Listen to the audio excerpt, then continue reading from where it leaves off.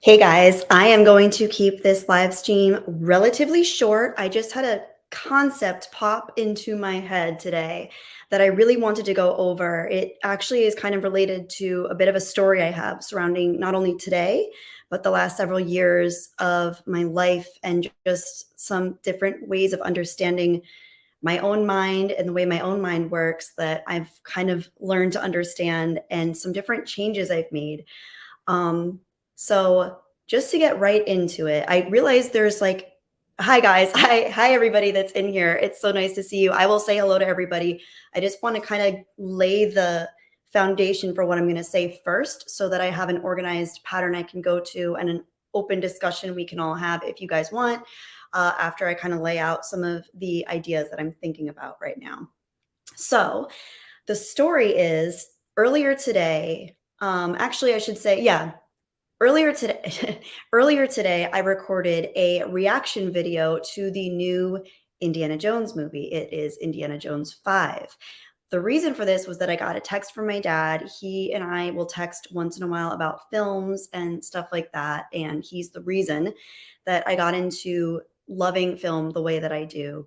So I always, take it very seriously when my dad lets me know about a film. And it's very rare and very seldom that he actually makes note of any of the big blockbuster Hollywood movies anymore. I think both myself and my father have really become fatigued with a lot that the Hollywood machine has to offer, so to speak. So he sent me the trailer, or he didn't send me the trailer. He sent me a text telling me about the trailer. And I had my interest piqued immediately because it's so rare that my dad actually is excited about big blockbuster things. Of course, we love the original Indiana Jones, Raiders of the Lost Ark. He's the person that introduced me to it. I love it so much. It's one of my favorite movies of all time. I just think it's absolutely gorgeous, beautiful, so well made, and just it's the true spectacle that makes film one of my favorite mediums when it comes to art and entertainment. That being said, I should also make a disclaimer that it has been a long time since I've kind of subscribed to or opted into the headlines, so to speak, when it comes to, and I should say specific headlines, more. Sorry, my cat is currently making a nest in the comforter that I have on the floor, and I just got a little sidetracked. More politically charged headlines when it comes to Hollywood films, and especially some of the franchises I know you guys all that tend to convene here love. Some of the more geeky, nerdy franchises, things like Star Wars, Lord of the Rings, Doctor Who, the Marvel Universe, the DC Universe, so many things that have been kind of co opted by mainstream media, whereas before I kind of felt, or I think a lot of us felt, that they were more of a niche. Even though they were big blockbuster movies, there's no arguing that Star Wars was a huge movie. We still, as true geeks, I think, felt a little sidelined by the rest of the general public when it came to these movies, because if we got really into them, we were considered geeks and nerds, and we kind of hung out in the shadows for the longest time up until the last decade or so, when it has actually become kind of cool and hip to be a nerd and a geek. And even people in STEM and all of these different fields that used to be kind of like, oh, push your nose, push your glasses up your nose, and that's kind of your identity. You're not one of the cool ones. You're not one of the mainstream people that understand what's really going on, or that's really cool culturally speaking. So there's been this whole zeitgeist created, not only that's shifted with the way that we consume media, but also the way that the media kind of becomes this all-consuming machine for us. So now, if we have any dissenting opinions about new media, we can find so many voices and platforms where we can either cultivate our own voice and speak out against the things we don't want or the things that we don't like, which is awesome, freedom of speech. But it can also, of course, on regardless of what side you're necessarily on, it can take on a life of its own. It can create different pipelines that leads people down those things. But it, where was I going with this? So you can you can follow the media that you want at this time. You can pick and choose. We don't just have one news network or a few news networks that all get from Reuters and AP Press anymore. We have these conglomerates that are creating their own headlines. And the same goes for content creators now. And that's great. And that's awesome because so many of us can choose depending on our likes and our interests and our desires and our hatred. And we can actually pick and choose things based on what we're scared of, based on what we want to avoid, based on what creates something, a deep, dark pit in our stomach. And I've noticed there was a while several years ago where I was consuming more media that was actually giving me, that was feeding pre-existing fears and anxieties I had because it was confirming those things. So bringing it all back to me reacting to this Indiana Jones trailer, I haven't been paying attention to so many of the things that I used to watch about, Disney has been co-opted, Lucasfilm is corrupt, Kathleen Kennedy sucks, like all of these different things. And I honestly, guys, I completely forgot that Indiana Jones was even a Disney property to begin with. What? I forgot? I forgot. Yes, I forgot. But is that inherently bad? I don't know, because when I watched the trailer from a pure place where I wasn't even thinking anymore, and this is the craziest thing, guys, because I used to be so involved in this world. If you remember me from collaborating on streams with many different content creators who we were all kind of reacting to the same thing, and we all had different beliefs and opinions and ways of structuring our own reality. But at the same time, I think we were all so disheartened with the direction that a lot of these properties were going down.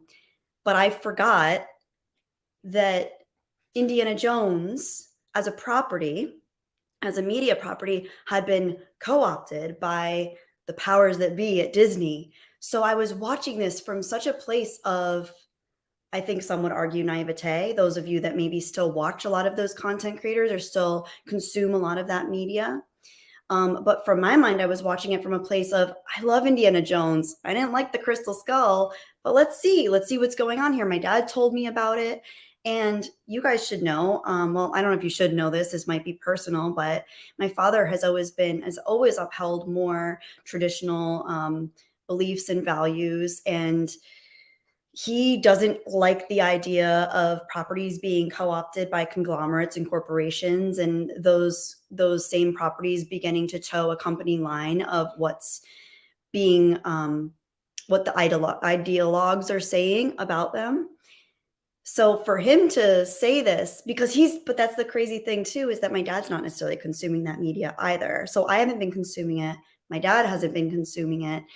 So it's funny that we both kind of watched it from a place of, I'm not really thinking about whether it's woke or not. I'm not really thinking about whether it has a public agenda or not, or whether it's trying to massage messages in about feminism or certain cultural values and stuff. So there's so many different ways of looking at this, but from my frame of reality, I could either be perceived as I had wool over my eyes and I was a sheeple, or I'm trying to think of the terms that people use when they have this construction of reality. And that's the thing.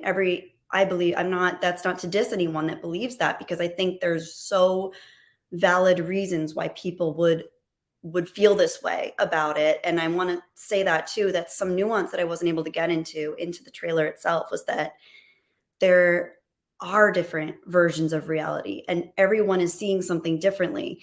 But a lot of what we're seeing is also based on what we already feel inside, and we're confirming those biases as we consume. And without necessarily paying full attention to what we're consuming, over and over again, it does become a cycle, and it almost becomes a self-regulating machine where we are like, with the YouTube algorithm, if we are choosing to interact or engage with certain creators or certain media, if we're liking it, if we're sharing it, or even if we just watch the full video, that gets noted in the algorithm and we are fed more of that content. A trough comes to mind at a farm. If the trough is finished and there needs to be a re-up on the what's available to us. There's a re-up on what's available to us because it keeps us consuming. And that might be kind of, might sound kind of nihilistic and Orwellian, and it is.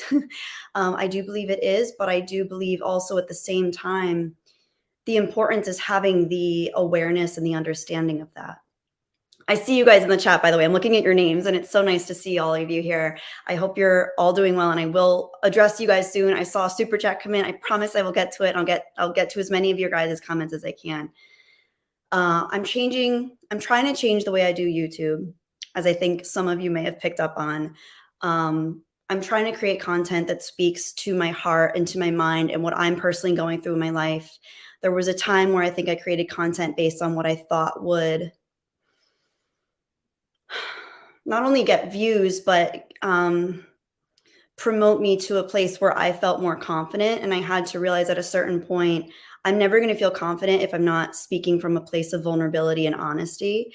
So I'm trying to really have more honest discussions that are also more nuanced, because I think what I'm seeing happen with the internet, and I'm going to use YouTube as an example, is that there are so many separate ways of looking at things now. And you can look at it as two sides, but there are so many more than two sides, because there are so many different facets to those sides. So whether it's leftist media, whether it's alt-right media, whatever you want to call it, there's so many other factions involved within those. And no, I don't believe that anyone ever wants to identify themselves as someone that's just going along with groupthink. And I would argue that most people aren't going along with groupthink, actually, because I think everyone is so complex. But I think what the internet, what social media does, and what happens when we get into these groups that are all kind of reacting to the same things in the same ways, is we kind of get tricked into thinking that we have those same beliefs. So that's when I titled the live stream, "What we consume consumes us." And really the seed of that idea was realizing, for me, I was in that same cycle and I didn't know I was in it. And I was feeling I felt like all of my biases were being confirmed over and over again, because I was consuming content that was confirming those biases over and over again. And it became a cycle. And there's not anything inherently wrong with that.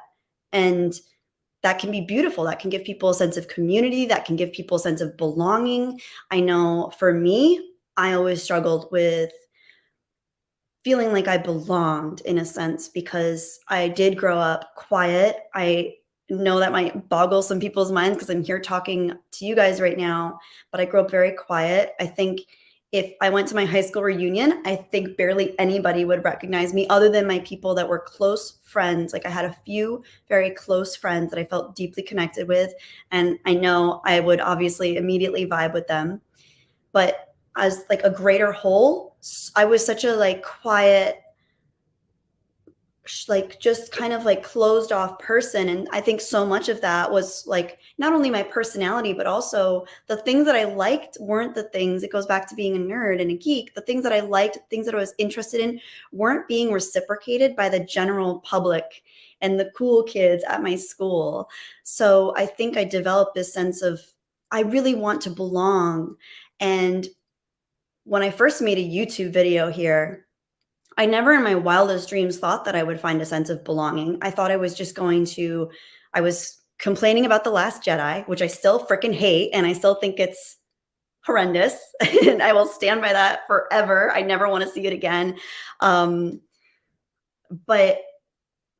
I was venting really about how much this upset me as a Star Wars fan. And I just wanted a sense of like, can anyone reciprocate this? Because I remember at the time I was going around to people in my life that I knew liked Star Wars, and I was asking them what they thought. And the majority of them were like, I love The Last Jedi. And I was like, wait, well, really? Like, what? I didn't say that to them because I didn't want to confront what they were appreciating or enjoying about it. And when I would ask them what they appreciated and enjoyed about it, they seemed so genuine about it. And I'm sure that they were at the time. But it's so interesting because I never in my wildest dreams would have thought that I'd find a sense of community, a sense of connection with people. And even though I've pivoted my channel a lot, in the last couple years, and I honestly think my mom dying was such a big catalyst for that because I realized a lot of things about myself and a lot of things that I wanted to connect with more deeply, and a lot of things that I wanted to kind of take space from. So I had to, in order to do that and keep my YouTube channel actually like alive, I had to pivot and create content that felt like it was not only helping me, but helping other people. And I think with that comes a lot of like, I'm not interested in this. I don't want this. And that's fine. And I understand that. But I'm really, I think I've said this before, but when I make live streams or when I make videos and when I do live streams, I'm picturing connecting with you guys who are here, who show up, and also um, myself at a younger age when I didn't know what I needed out of life. I didn't know what I really wanted out of life. I didn't know how to connect with people. I didn't know that I could connect with people as well as I can. Um, and I didn't know that I could have a sense of control and purpose in my life. And I think what I'm realizing is that I have this fear that I'm going to be perceived as very naive and Pollyanna-ish and overly incurably optimistic. But I also come from a place where I've struggled a lot with nihilism and cynicism and depression and anxiety and a lot of self-loathing in my life and not knowing how to take care of myself.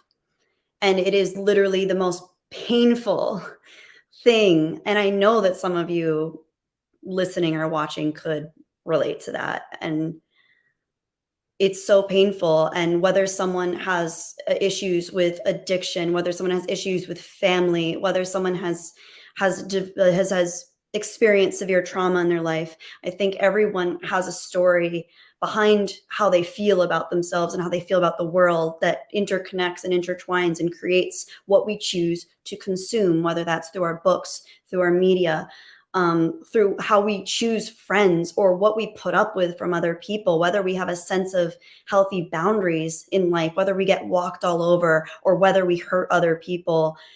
I really believe that this is all connected. So anyway, bringing it back to the trailer of all things, it was just I published the trailer, not really thinking much of a trailer reaction, not really thinking much about it. And then when I started looking in the comments, I was like, oh yeah, people hate Disney right now. I totally forgot about that. Like, it was so mind-boggling because I totally forgot that people hate Disney as much as they do. Now, of course, I'm consciously aware of this. I'm consciously aware of the channels that I used to watch and the media that I used to consume and the things that I used to engage with. And I remember what all of those philosophies and ideologies and what the scripts were, what the ideas were, and the people and what their belief systems were, and how hurt or let down they were by these things. But in this weird way, I feel like I've shifted how I consume things and what I consume so much that I watched that trailer just enjoying it as an Indiana Jones 5 trailer without all of the backstory, without listening or to hearing or researching any rumors, without even thinking about Kathleen Kennedy. I didn't even think about it. Her name didn't even cross my mind. Like, the biggest thing on my mind was Harrison Ford and John Williams' beautiful theme music. But then as I started to look at the comments, I was reminded, oh yeah, like there's this whole world where people are so upset and so let down and so hurt and so pissed off and angry, and like there's hatred and people like, I remember people when I used to watch this stuff, people making jokes about like these people dying and stuff. I'm like, oh yeah, there's that whole other world that I just haven't paid attention to in so long. And I needed to get out of that for my own personal well-being because when I lost my mom, my whole world collapsed. Like, my whole world collapsed because my mom was the only person in my life for the longest time that I felt a true sense of unconditional love from. And when she died, that felt like it was gone. And I had to build that back up in myself. And I'm still working on it. And it's been over 2 years since she died. And Gary, I know you're in here, or at least you were. I know you're in here, so I know you can relate to this because I know you've been through that too. And it's like, and you too, Kai. Hi, Kai. Oh my gosh. Hi, Kai. It's so good to see you, Kai. I know you've had significant loss in your life too. So many of you guys had. Mary Mayhem. Hi, Mary. Oh my God, Mary. It's so good to see you. Okay, I need to look at the comments soon. You guys, hi. It's so nice to see you. Hi, Shane. I saw your. By the way, Shane, thank you so much for showing up on my first video that I uploaded. That was terrible quality. It was like 360 pixels. My face just looked like one giant pixel. So thank you, Shane, for the, and hi, Dimaginai. It's so good to see you. Hi, Soul Assassin. Oh, hi, guys. It's so nice to see all of you. I know I've been rambling for a while. I'm going to get to you guys. Just so, hi, Caffeinated Wolf. Yeah, Mary Bob. Oh, Mary, you're a bright spot in this universe. It's so good to see you. Oh, hi, Stunt Brat. Oh, hi, guys. Oh, okay. Let me finish my tangent so we can actually have a discussion together, because I really do want to talk about this with you guys and get your opinions, your thoughts, your perspectives, because for me, it's been such a weird time warp, because I really feel like I came from a place of being like, yes, the media is corrupt. Yes, it's changing how we think about things. It's trying to mold the way that people feel about things. And I'm not saying that that's not true at all. I'm not saying that at all. But having taken a step back, and not only a step back, but having taken a step back and in a different direction altogether in my life, I feel as though my cognitive bias has shifted altogether. And I went into watching the Indiana Jones trailer with zero, it was like a clean slate. I was a little sheeple, just like, okay, yeah, Indiana Jones. And even saying that, I feel cruel to myself, because I don't necessarily think, like my mom, for example, was one of the most sweet, caring, beautiful, selfless people. If you met her, she was the same person to me as she was to my dad. She was the same person to my dad as she was to her coworkers, as she was to her best friend from England that she knew for 60 years. She's the same person to her parents. She was the same person to everyone. She didn't mold herself to people. She didn't manipulate people. She didn't change. She was truly herself, and she was such a selfless, caring, loving person. Mary, thank you so much for the super sticker. Oh my gosh, thank you. You're so sweet. Oh, Mary, thank you. But she had this, and she was really smart. My mom was very smart. She had a long lasting career. She studied fashion. She went to FIT, and she had a career in the world of fashion for her almost her entire adult life. She was very sharp, but you could say about her that she was Pollyanna-ish. She was naive. She had this heartwarming love of the world and this forgiveness towards humanity. And I remember, if I or my dad would ever get stressed out with people or situations, my dad could be very cynical about people and about the world. I would adopt that too. So I was kind of like this mesh between both worlds. Where I wanted to believe in the best in people, but I also saw how dark and manipulative the world and people could be. And I just remember my mom would always say, I'm sure, she would say, these were like her taglines, I'm sure they're coming from a good place. I feel like they have a good heart deep down. Or I wonder if it's their pain that's like causing them to act out that way. And it just kind of shifted how I view the world so much. And my mom loved Indiana Jones, and I remember even seeing Kingdom of the Crystal Skull in theaters with her. She just had fun. She didn't hate it. My dad and I did not like it. We made fun of it endlessly. My mom just had fun. She just enjoyed it. She appreciated it. She loved Harrison Ford. She thought he was so great and so funny and so compelling, and she just got to enjoy it. And listen, things are different now than they were with Kingdom of the Crystal Skull. I understand that a lot of people, for good reason, believe that, these companies, and especially Disney, has been co-opted, and it has an agenda that it's trying to massage in, or not so subtly bonk people over the head with. I understand that. That's valid to feel that way, and I'm not saying that's incorrect, but the fact that there is still like, I went to another channel. I went to a couple different channels reaction, a couple channels that I used to watch, and I watched their reaction. I looked at their comments, and people were like no, absolutely not. F Indiana Jones. I'm done with Disney. No way. I feel nothing. And that was half of my comment section. And then I went to another completely different, I've never even seen this channel before. They were just like a couple nerdy guys. And I say that lovingly because I love nerds. I love weirdos. I love nerds. I love geeks. They were just watching it and enjoying it. And then I went in their comment section and people were hyped. People were hyped. And these weren't dumb sheeple people. These were like well written, eloquent, written with passion, written with excitement. Still, some of them were cautiously optimistic and saying, we'll wait and see. And what's so fascinating to me is it made me realize, oh, like it's okay that one side is consuming media that continues to go with the cognitive bias that things are going to be corrupt, things are going to be a letdown, things are going to suck inevitably because we have this overlord Disney agenda going on. And it's also okay that there are people that don't necessarily pay attention to that. And I'm not taking a side personally, because you guys know me, I don't take sides. I like to see all the different sides and all the different reasons for there being different sides.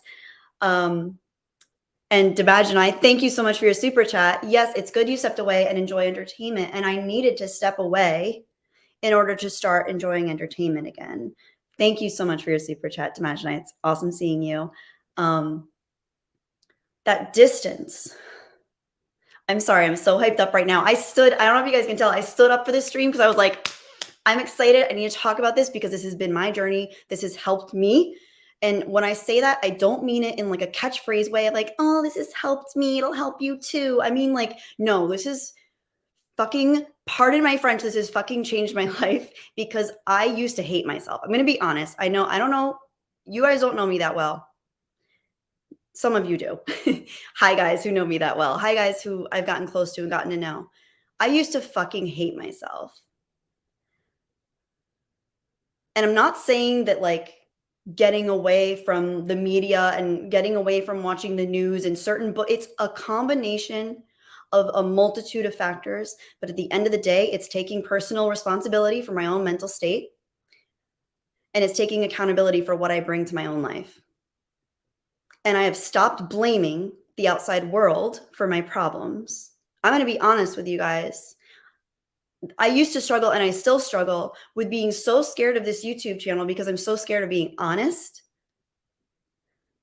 And I'm so scared of being myself because I saw the fallout in other people's comment sections. And once in a while in my own, I saw the judgment, the negativity, the anger, the projection, just the sheer amount of psychological projection going on online is enough to make people not want to say anything online. Even I'm more on the consumer end of YouTube where I tend to watch more videos. I like to watch videos. I like to find new content creators. I like to find authentic, meaningful content that is, helping me or entertaining me sometimes. But I like the content creators that I connect with are the authentic, genuine people that I can tell are creating it from a space of passion, enjoyment. They're not selling people their ideas. They're not selling people their opinions. They're not trying to get people to follow them. And I want to always be so mindful of that and constantly checking myself and checking my ego of like, not that I feel like my ego is so much more in control now than it used to be too. And that's another thing I should say. Not that I was ever this like big ego narcissist about my life or anything, but in a certain way I was. And I can get more into that, but I'm seeing like super chats line up and I don't want to miss them. So hang on. Thank you guys so much. All right. Let me open a new screen because and I'm going to get to as many actual comments too. It's not just about super chats, as you guys know. But let me get to my actual, I want to get to as many comments as possible at the end of the day, because I really want to see what you guys have to say about this. Cause I know I'm not the only one that's had this experience. And I want to see, what the other opinions are as well, of course. And I'm not trying to assert an opinion here. I want to make that very clear. I am not trying to assert an opinion. I'm not trying to assert my perspective. I'm not trying to get anyone to change, because I realize people cannot change. And that's still something I'm working on, because I want to help people. My Achilles heel is wanting to help people. genuinely wanting to help people. And it is so like, it's disheartening to realize that you can't actually help anyone. You can't. You really can't. Even the best therapists in the world realize all they can do is hold space in a way that allows someone to come to the realization that they have the power to change from within. And that's, I mean, sorry for the woo woo if that sounds woo woo to anybody, but okay. Oh, okay. All right. I see your guys. Oh, Macy. Okay. All right. I'm getting to super chats now. Okay. Macy, I think you already left, but you said shan't be able to attend, too close to bedtime, early shift tomorrow. May you have a wonderful stream, Jedi Bunny Kelly. Beautiful one. Thank you, Macy. Oh my gosh. And you did I just have a hard time with his hand, the Star Trek. Yeah. Live long and prosper, Macy. It's always awesome hearing from you. And Mary Mayhem, you sent a heart super chat before. I couldn't see it. I have the universe streaming on my Chromecast from my phone, so I couldn't open up my chat and see what the super chat was. So thank you so much for the heart. That's so cute. I'm so happy to see you, Mary, by the way. We got to Imaginary already. Matt, thank you so much for the super chat. It's awesome to see you, Matt. I hope you're doing well. And then, all right, I think I'm caught up now. Let me see. All right, here we have Caffeinated Wolf. It's so good to see you. All right, let's see this comment. This is interesting. I'm not excited for Indiana Jones 5, but it's 100% important to not be consumed ideologically, be it woke or anti-woke. The reactionary space has produced miserable people who can't think for themselves. Ooh, beautifully said. Beautifully said. Oh my gosh. Yes. Yes. Andrew. Snaps for you. Beautifully said. I love that. I understand that might also at the same time be uncomfortable for some people to hear if they're still within that sphere, because it is so tied into identity. And that's the other thing that I want to talk about, is how much identity is tied into these feelings for us and for people. And one of the things that I struggled with for so long was I can't build my identity around any one thing. I can't build my identity around Star Wars. I can't build my identity around Lord of the Rings. I can't build my identity around being a geek or a nerd or an introvert or a weirdo or a Myers-Briggs INFP, or name me anything, whether it's religion, whether it's spirituality, whether it is your friend group, whether it's the people you associate with, whether it's your work, your career, what you drink. If you're building your identity so hard onto something, the fallout from that will inevitably be people giving pushback, because inevitably that'll happen, because we are all so different. We all have such complex lives and such complex underpinnings and drives and motivations inside of us. And if we only surround ourselves with people that kind of posit the same attitudes towards things, we are going to feel that much more attacked when we see through that cloth and we see what's behind it, because there's so many different facets of reality. And that's why I think it's so scary for people to really peek behind the curtain that doesn't have a group or an ideology or a belief system or a strong linear value system behind it, because it makes people have to confront themselves and their own beliefs. And yes, great comment, by the way. Thank you so much, Andrew, for the super chat. That was awesome. Very well said. Gary N, thank you so much, Gary, for your super chat. Let's see. Okay. Oh, Gary, I like this. The only thing I like about The Last Jedi is it being a catalyst for you creating your first video, Kelly. It led to this wonderful channel and community and such beautiful friendships. Well, thank you, Gary. I really feel the same way. And I was actually thinking about that. I actually saw comments today, and I have a stool here. I'm going to put my leg up on it like a real, I'm really getting into this.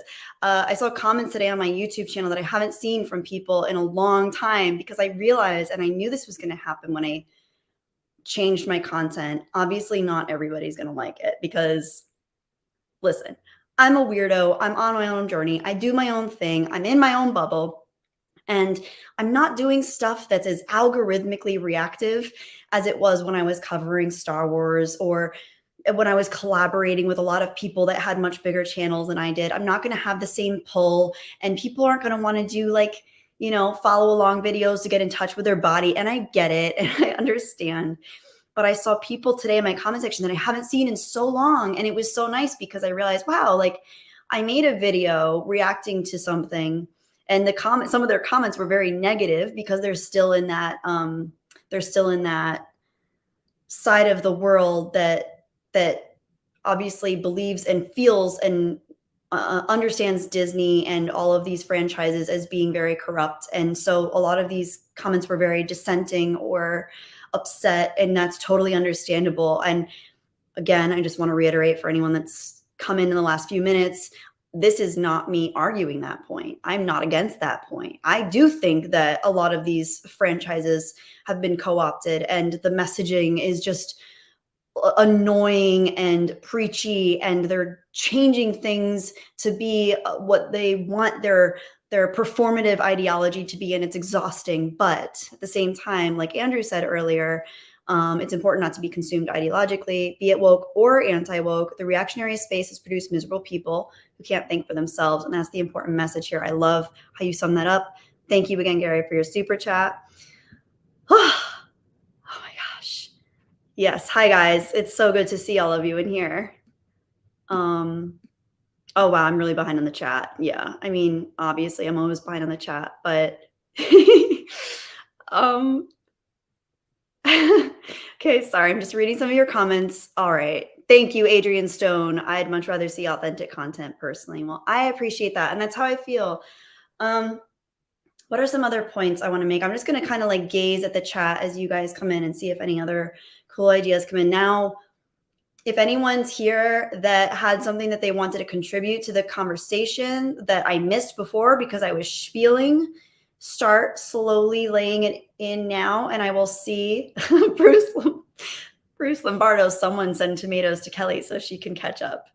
And thank you, Spiritual Ascension. We love you for your beautiful heart. Fun story, Spiritual Ascension, correct me if I'm wrong, but I was watching a live stream one day. I think it was just like it might have even been this. Was it this Spiritual Ascension? It's like music that goes along with images of the universe.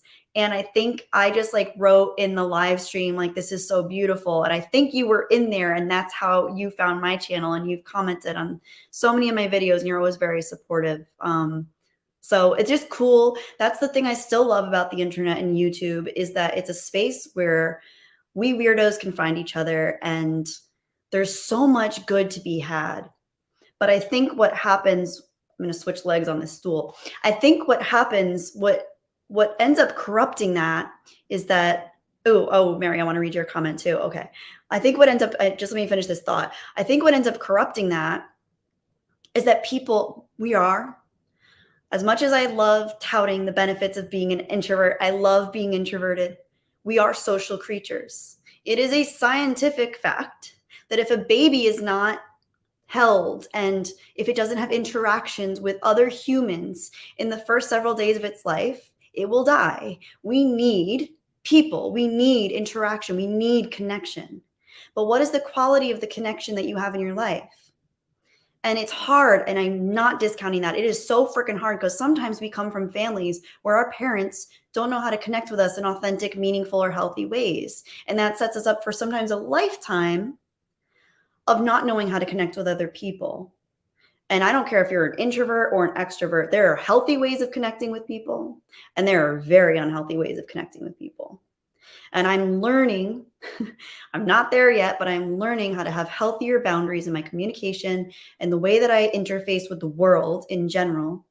I'm building up the healthy relationships in my life, and I'm trying to understand and analyze and make a little distance from relationships that I perceive to be not as healthy in my life. But I am an eternal believer that for the most part, there is good in people. So I always want to believe that I can help people. And that brings me back to my Achilles heel. Anyway, before I go too far, I want to see what Mary said because, all right.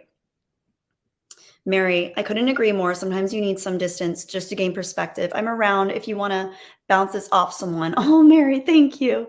Let me see how this goes because I'm not planning on being on that long, but I love that idea. Maybe in the future sometime too, because I don't want to be too long tonight just because I don't stream a lot anymore and I get tired very easily. And I'm trying to do more of these like well thought out streams. I used to just ramble, but thank you so much for putting that out there. And let me read this. Love seeing you guys in here.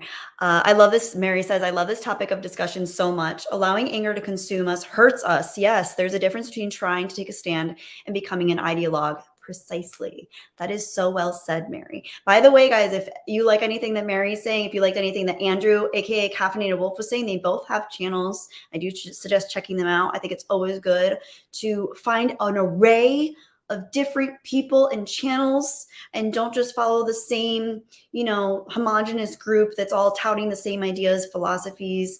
It's so good to have opposing positions, opposing opinions, opposing belief systems, opposing values. Be friends with different people if you can. Interact with different people if you can.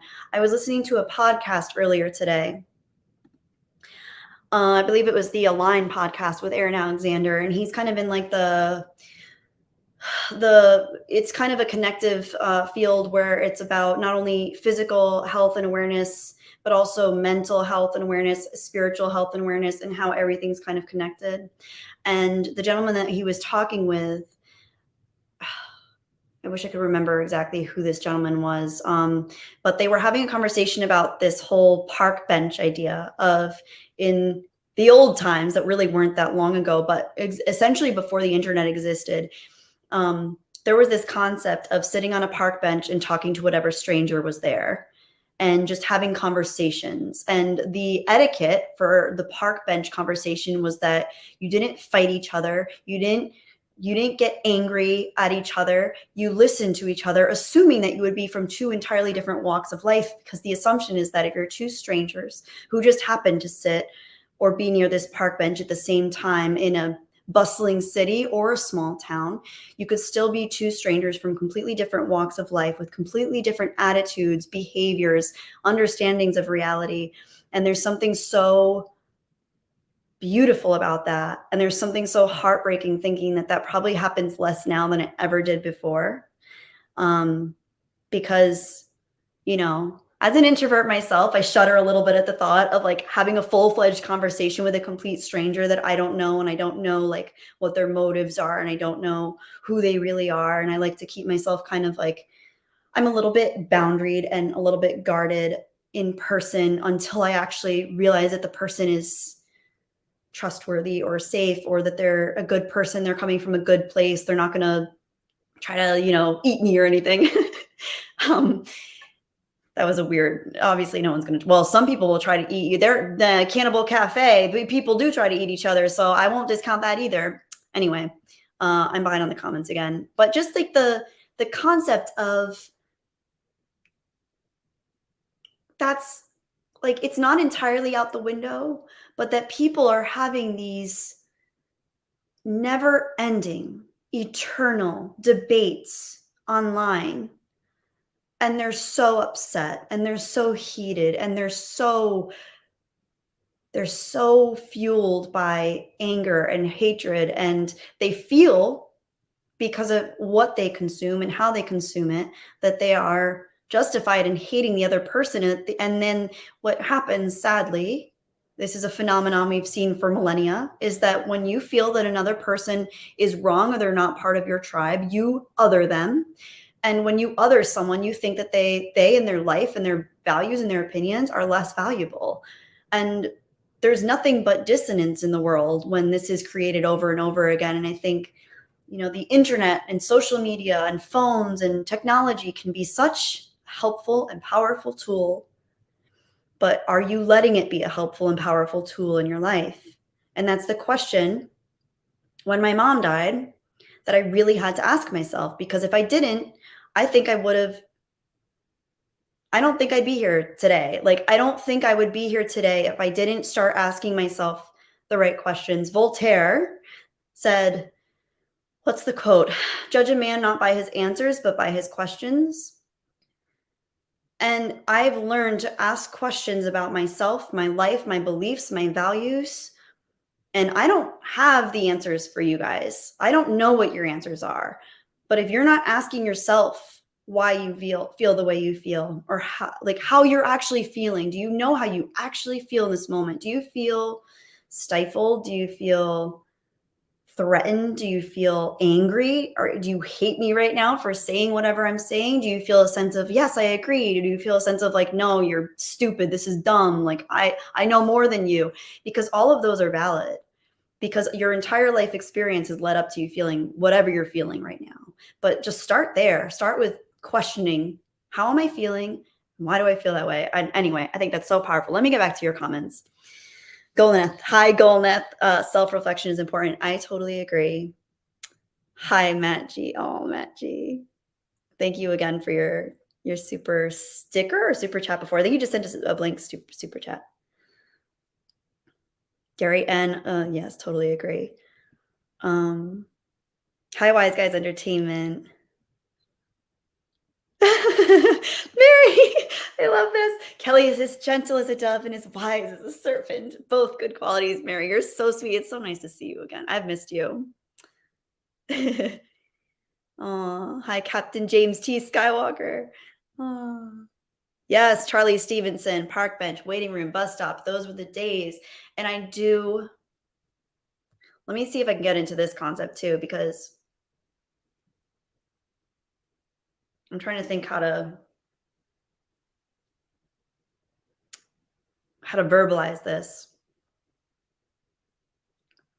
When I'm on my phone too much, I feel like a zombie. I don't know about you guys, but I remember growing up. I grew up in the 90s and I felt so freaking alive. I would get bored, but you know what I did when I was bored? I used my imagination. I figured shit out.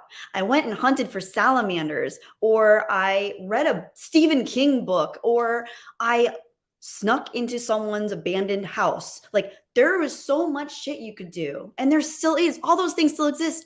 Stephen King books still exist. Abandoned houses still exist you could sneak into. I don't recommend that unless you're with safe people and you know what you're doing and you're not in a bad neighborhood, because you don't ever know who's going to be in those houses.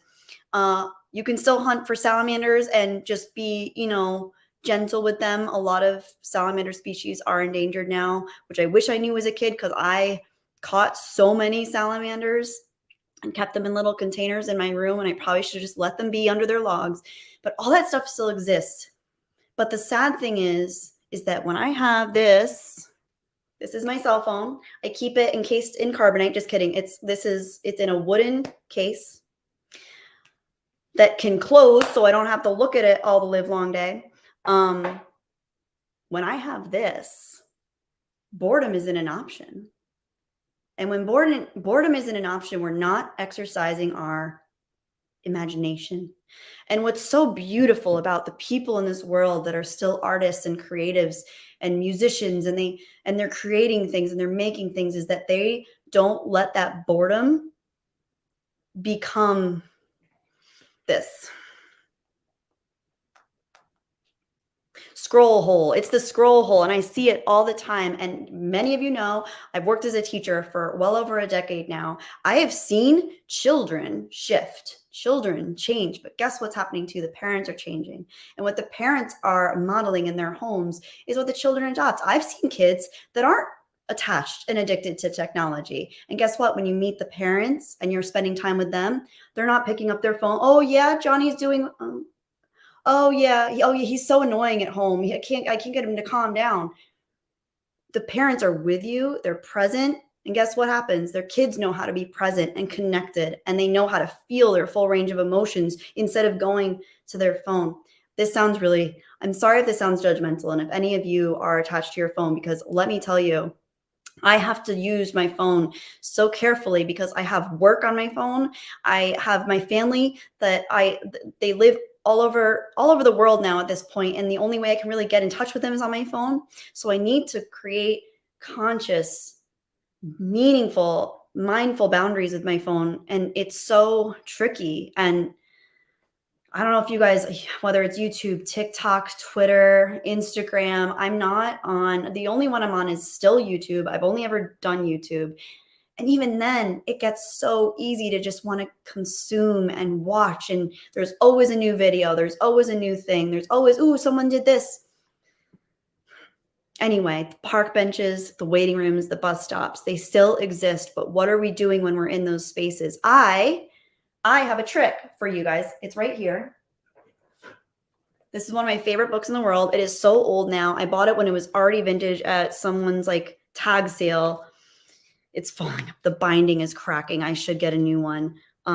It's the book on the taboo against knowing who you are. It's one of my favorite books by Alan Watts. The trick, though, is that it's tiny. Oh, I love the smell of this book.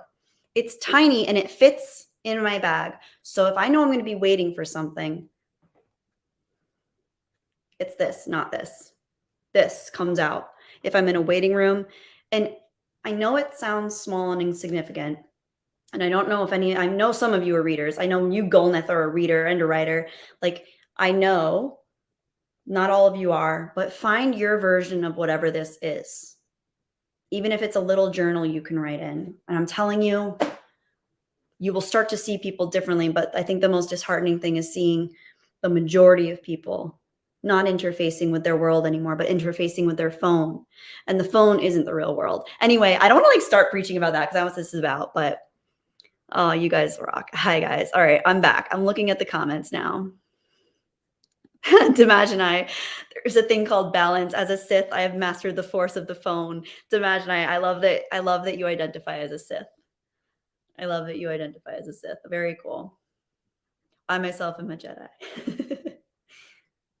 Yes, Kai, it's 100% true. Kids mimic parents' behavior, and it's like it's such an elementary concept at this point, but it's so true and it's so profound when you really think about it. Is that what we see? Like, and you know, there have been so many developmental psychologists that have been going over this for decades now. Of like, if you're seeing a certain interaction with your parents growing up, whether it's how they interact with you, how they interact with each other, and how they interact with themselves. How do your parents act when they're like by themselves? What do they take good care of themselves? Do they get really angry at strangers? Do they have road rage when they're driving? Do they scroll on their phone all day? Are they drinking to suppress feelings that they might have coming up inside of them? It's not necessarily that it's a one for one, because a lot of children will take that, internalize it, and want to do something different. So a lot of children whose parents are alcoholics, for example, will never touch alcohol because they see what it does to their parent. But then unconsciously, they might still adopt a similar behavior or a similar thing that they become addicted to. And let's not mince ideas here. The internet and social media is addictive. So anyway, I feel like I'm preaching now, and I don't want to preach. This is so much about, let me see. You guys got to check me right now. Where are we going with this conversation? Because it feels really important. I love seeing your guys' comments. Yes, Golnath. What bothers me is when I see a family at a dinner table, a restaurant with kids that are not engaged. They're not engaged with their kids. It's heartbreaking because we learn how to interface with our world through watching people interface with their world as children, and whoever we're the most exposed to, whether that's our parents, guardians, teachers, friend groups. We see what people are doing. And that's what mirror neurons are essentially us learning, oh, okay, this is how I interface. This is how I interact. This is how I communicate. And if we aren't taught those healthy communication standards, if we aren't taught healthy boundaries, we're not going to understand how to implement those in our daily life unless we seek that out ourselves and we start to re-inform ourselves and re-educate ourselves on those things. And another great thing about the internet is that you can literally learn anything. I have learned how to save plants that were dying of mine.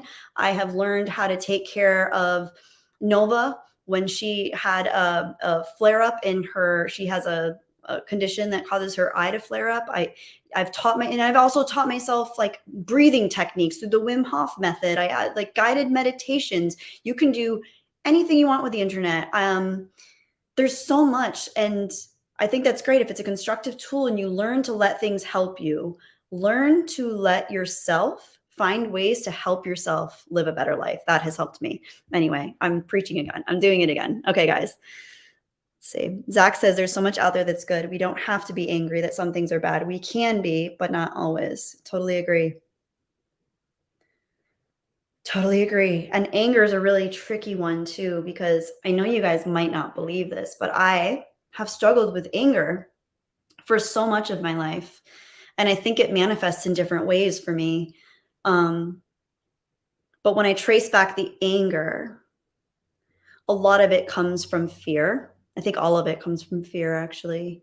And I think when I see people that, whether it's an angry comment or an angry person out in public, what I see underneath it is this feeling of them being let down, hurt, or scared. And that makes so much sense when you actually start to apply that historically to the world of when people act out. um, they're almost always, I mean, it sounds trite, but hurt people hurt people. I know I've said it before, but it's very true. Anyway, what else is going on? Yes, Shane, internalized anger. Mm. Yeah, there's so much to learn. There's so much to learn and understand. So I feel like why limit ourselves with it's there's so, and like that's the other thing that I'm learning is like, oh my gosh, there's so much to learn and understand. And you can learn and understand anything you want to. The one thing I might not ever learn and understand is math because I've never been good at math. And anytime I think like that's like the one thing I feel like I haven't explored and taught myself yet.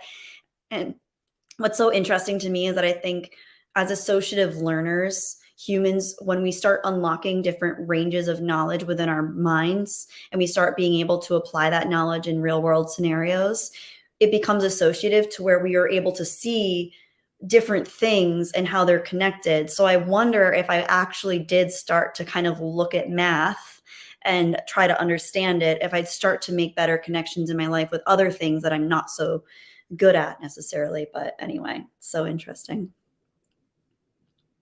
Oh my God, Darren. Darren, a friend of mine used to play the angry man all the time. Last year, he jumped out of his car to confront someone and was stabbed to death. Oh my gosh. I'm so sorry that happened to your friend. Holy crap. That's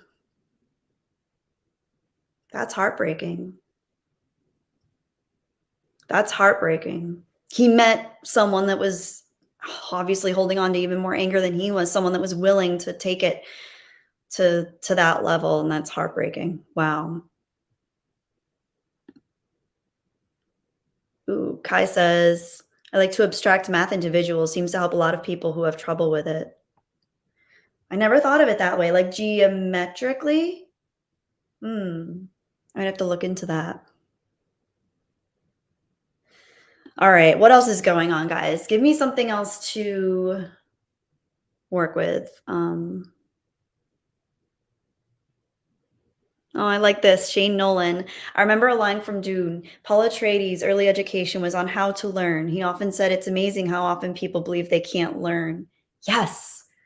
Yes. That's such a perfect example of it is and that's such a perfect example of there's so many different versions of Dune at this point, right? Obviously, we have the original books, and then we have David Lynch's Dune, and we have the recent Dune that came out that I really enjoyed. And of such a variety and illustrated versions of Dune. And within that, it's so cool to see how different people receive it so differently. Like there are people that absolutely hate David Lynch's Dune, and then there are people that absolutely love David Lynch's Dune and think that that was actually a very authentic representation as far as their version of what they like about Dune. And that's such an important thing to remember is what is your version of the thing that you love, and are there other ways of seeing it? But then again, when it comes to something like The Last Jedi, I don't think there's any version of that that I can enjoy. So I get it. Oh, thank you, Caffeinated Wolf. Mary had another super chat for you. Let me see if I can find it. Hang on. I have to pull it up. Let me get that. Let me get that, Mary. You're so sweet. Oh my God. Oh my God, Mary. Hang on, let me find this. Oh, Mary. I don't know how I missed that. Oh, fuck, where is it? I want to highlight it. Oh, here we go. Okay. Mary. Mary says, my mom died in September. She purchased Such perspective with her passing. Things I never gave proper weight began to become clearer. Grief changes you. Holy shit. Yes, Mary. Yeah. I'm so sorry, first of all, like, I'm so sorry that you lost your mom. It's, like, quite literally I don't know what your relationship was, and I know that sometimes that can define the type of grief that we have, but it's always hard no matter what. I It is always hard to lose people that we're close to in our life no matter what. Um, and of course, if we're close with them, that weight just feels all the more insurmountable. Um, I'm so sorry to hear this, but the way you worded it is it just resonates so much with me because this is something I can really feel. I feel what you mean. Like she purchased such perspective with her passing. Things I never gave proper weight to began to become clearer. Grief changes you. And I could not agree more. Like I could not agree more. It's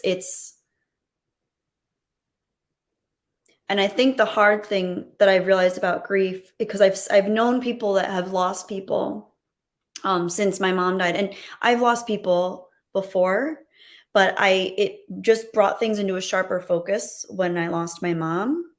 So now I notice grief in people and how it manifests differently and how some people just do not want to be in the same room as their own grief. And that's valid, but it also I think it's like with anything that we're trying to suppress or push into the back burner, it will come up in other ways. So it worries me when I see people put themselves into something entirely unrelated or perceptively unrelated, but then it ends up bringing in ways for them to have like to face that in themselves. And the human spirit is just it's so beautiful and it's so complex and there's so many dark corners of it, but my belief is becoming or I'm starting to see that it's the dark corners that we try to avoid that have the most to offer as far as growth and nourishment and understanding of ourselves and honestly true freedom because I don't know how you guys feel.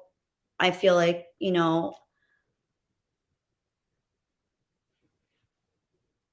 freedom isn't really I'm thinking more and more about freedom over these years and what defines freedom and individual freedom.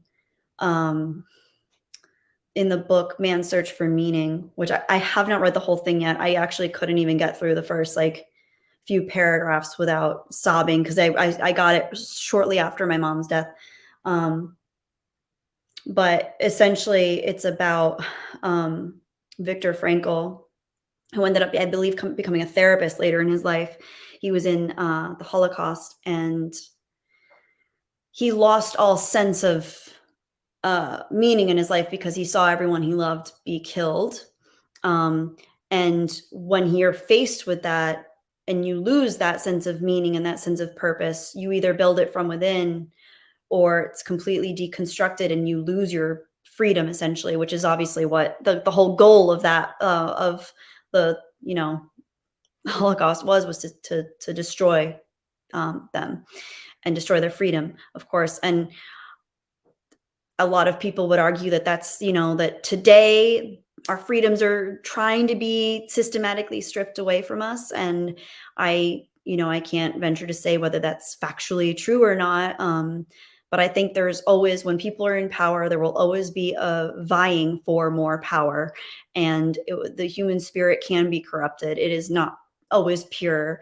And especially when people start accumulating power, and there are studies that show the more power one accumulates, the more money one accumulates, the less empathy they have for their fellow man, the less empathy they have, even with people that they might have come. Like, that's why so many celebrities don't talk to their families anymore. Like you have these celebrities and they might be super close with their families, but then as they start to build, it's different than it's interesting because you'll see a lot of pro athletes are still super close with their moms. And they want to support and help their moms and they're close with their families, but that's such a different type.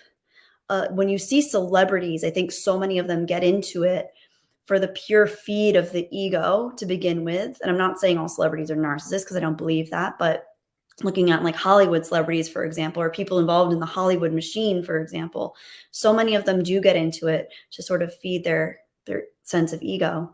And then as they move up that ladder, the social climbing, so to speak, they start to feel less empathetic and altruistic even towards the people that they once felt a sense of purpose or belonging with. And, who's to say whether they had unhealthy relationships with those families to begin with, and that's why they're leaving them behind. But I think it's very interesting food for thought to think about how people change, what changes people, how it changes people. So back to your comment, Mary, the fact that grief changed you, I think what's so powerful about it is that you let it change you, because I think a lot of people hold on so hard to not letting things change them. And that's where darkness prevails and people go down paths that um it's they go down paths that just basically reiterate their darker feelings already.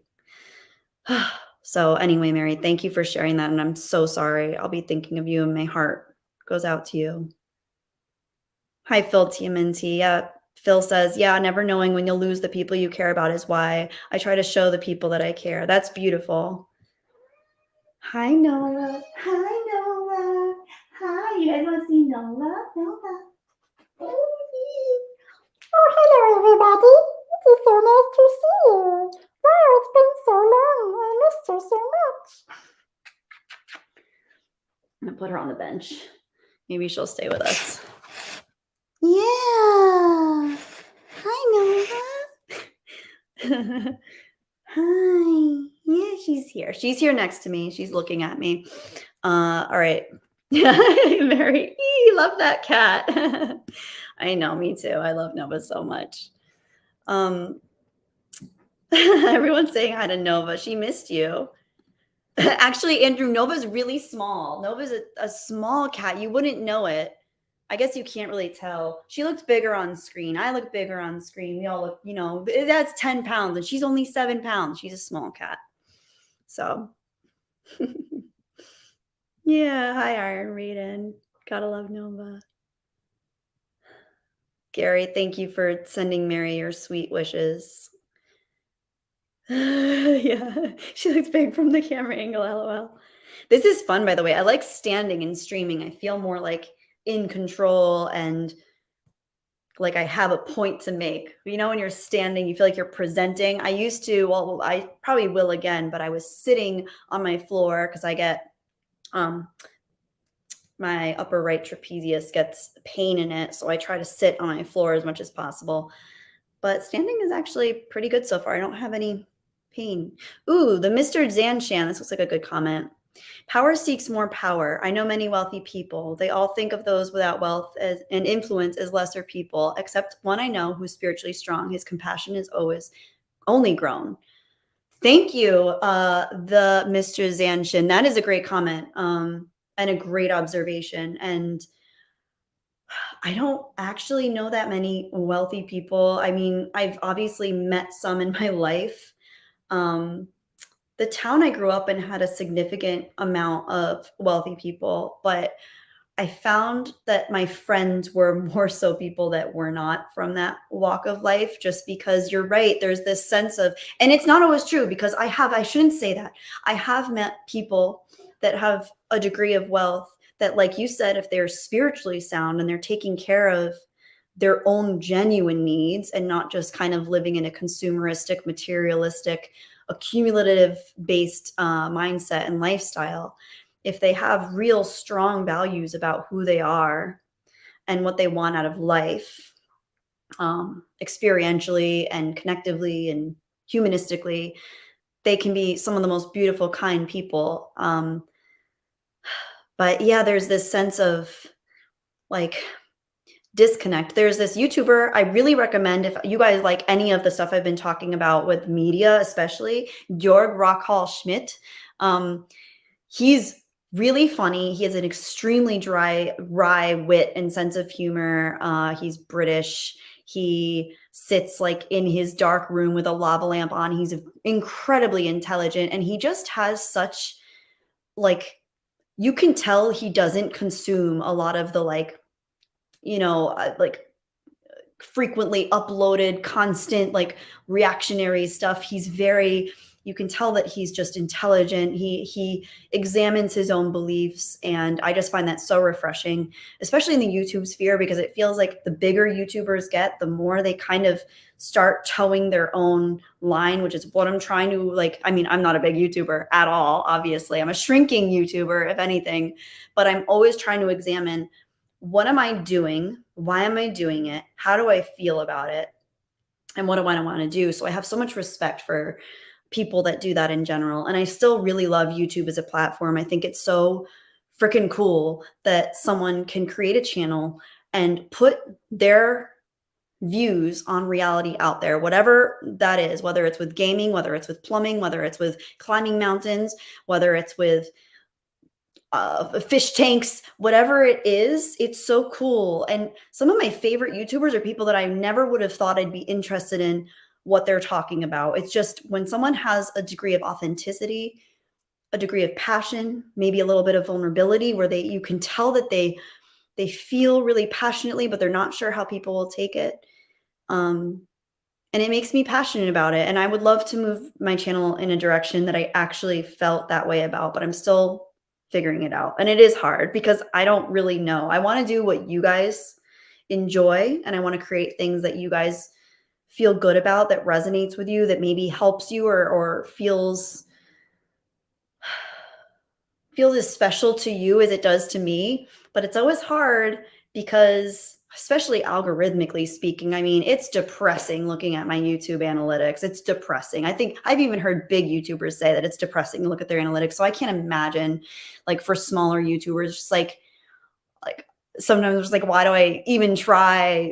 But then again, that's my ego talking, because I do want to keep making content for people that you guys that keep showing up, you guys that kind of like, you're stepping on what I'm stepping on, you're picking up what I'm putting down, like you're there. You might not feel the same way I do, you might not think the same way that I do, you might not believe the same things that I believe, but you have your own journey, and you're like, yeah, okay, I can work with some of this, like that.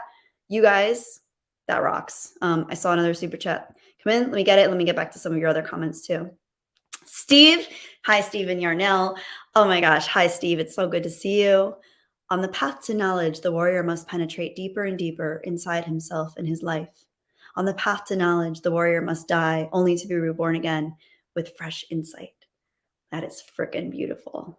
I love it, Steve. I love how it's like every topic I bring up, regardless of what it is, Steve, you have such valuable insight, great quotes, some of my favorite quotes, and it's like you vibe with it, and that means so much. I just appreciate those of you that just vibe with it. Even if I do something, I know not all of you have been watching my recent content that's a little bit more like out there and maybe weird and esoteric, but I just appreciate those of you that show up and you're like, yeah, I don't really fully get what she's talking about, but I think I appreciate it. Like, that means so much to me, because I don't know, YouTube is it's still so like nebulous to me, and I'm trying to do it, and I don't have any illusions or delusions about actually becoming a big YouTuber. And actually, I think the more I think about that and the more I question what that would mean for me, the less I really want that, and the more I like that we have this small little pod of ours where we can kind of bounce ideas off each other. And I want people to have different ideas, and I want people to have different opinions, and I want people to have different ways of seeing things and feeling the world. And it's so cool to see that. Anyway, I'm getting behind. All right.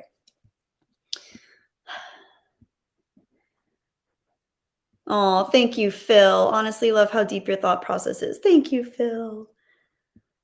That means a lot, because I didn't always feel that way. I when I was growing up and I would have like these thoughts about the world, or like how people were, how humanity was, um, I felt so alone, and I felt like I judged myself a lot, and I still do a little bit. Like, I still want to find the balance to where I'm not over analyzing and over ruminating on things, because I do still think a lot. I think a lot about the world, the nature of reality, the nature of the universe, people, humanity, history, war, how people control each other, how people can love each other. Like, it's all so there's so much to think about. I know that. There's so much to think about, and I get lost in it sometimes. So, anyway, all right. Caffeinated Wolf. Being too self obsessed with one's own notoriety and internet fame can produce a mentality of needing to toe a narrative line, use people as tools to boost personal clout, sorry, and intellectual dishonesty. Yes, it is an age old grift. And I think the sad thing about this is that the people that do it, a lot of them get into it for the right reasons. Like, I could foresee, or I could picture myself when I first started YouTube being seduced by that, because when I first got into YouTube, it was an extraordinarily like bustling place. And especially when it came to reacting to Star Wars content, talking about Star Wars content. And I remember I was so shocked that anyone even watched my first video. I'm still kind of shocked that anyone still watches my videos, but I was so shocked that anyone watched my first video. And as I kept creating more videos, I would get more and more subscribers. And then when I started collaborating with other channels that had further reach, it was like, forget about it. It was so easy. And it was so seductive to want to continue down that path. Especially, it's like, oh, you went on this person's live stream and look, you got 200 new subscribers. And it's so, but I always did try to stay steadfast in how I felt and what I wanted to see. And even though I could almost always find a way to really agree with and understand and empathize with the viewpoints that that other people had, whether it was the audience members or my fellow collaborators or my friends or whatever, I can almost always see other people's perspective. And I think I'm glad that I have that inside of me, because I think I grew up hearing, like, my dad could be very, very like opinionated, and my dad's incredibly intelligent, but he also gets very like strictly opinionated on things. And I think as a child, that could bring up so much, like, it brought up a lot of questions in me, like, why be so married to one idea or one concept of how reality is, when I was obviously thinking about all the facets of like as many facets of reality as I could picture. So why get so married and so tied into one strict way of believing? And what I'm realizing now is that it makes people feel safe. And it made me feel safe for a long time, because if you're looking at all the different things, any reality could be true. And where are your feet? Are you grounded? Are you not? So it's a really interesting concept of, I think it gives people a sense of belonging too. So anyway, I could see myself very easily, if I had continued down that path, I might have become more popular. I might have developed what's the term? Like, I might have developed into more of like a caricature of myself. I might have developed like a more around my ego and been checking my actual intuitive senses less. And I might have ended up being way more popular and creating more of the same content and towing those lines and making more money. And I think I would have been miserable, especially when my mom died. So I'm so glad that I'm not doing that. And whether this YouTube channel pans out beneficially for me in the long run, as far as like it helps me in some way with my career, or helps me build up my own life in a different way, I would so much rather be checking myself and have a system of checks and balances with my own value system and questioning those value systems than just go along with the current, because it's a current, and I think it sweeps people up inside of it, and they become what their audience wants them to be. And I love you guys. I really do. I value you guys. I think you guys are awesome, but I will never, ever just become who you want me to be, because I'm already who I am, and I'm already examining myself, and I'm already working on myself. And I will always take into consideration your constructive, especially constructive is best. I understand criticism is real, and I invite constructive criticism. I prefer constructive criticism. If you guys have constructive criticisms, please let me know, and I will always take that into account. But I will always, always want to go with my own sense of integrity and not build a caricature of myself based on what feeds the algorithm, essentially. Anyway, I've been talking so much this live stream. Let me get back to you guys. Okay. All right. Oops. Oh, the chat. Shane Nolan, your intuition is like the force. Your feelings do you credit, but they can be made to serve the dark side. Obi-Wan Kenobi. It's so true. So true. Yes.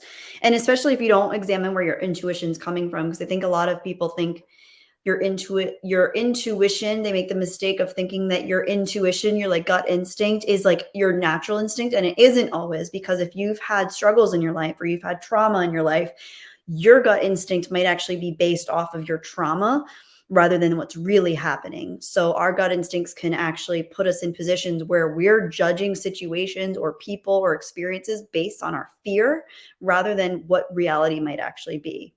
So that's an important step to take, is like, is this my intuition from within that is part of nature and is part of the world and what God gave me, or whatever you believe, or God, universe, whatever.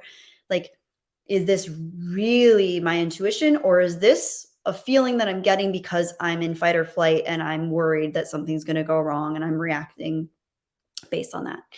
Caffeinated Wolf, staying true to yourself should always take priority over popularity. Genuine people seek out other genuine people, and they can see when others are being disingenuous. You're on the healthier path. Thank you, Andrew. Thank you.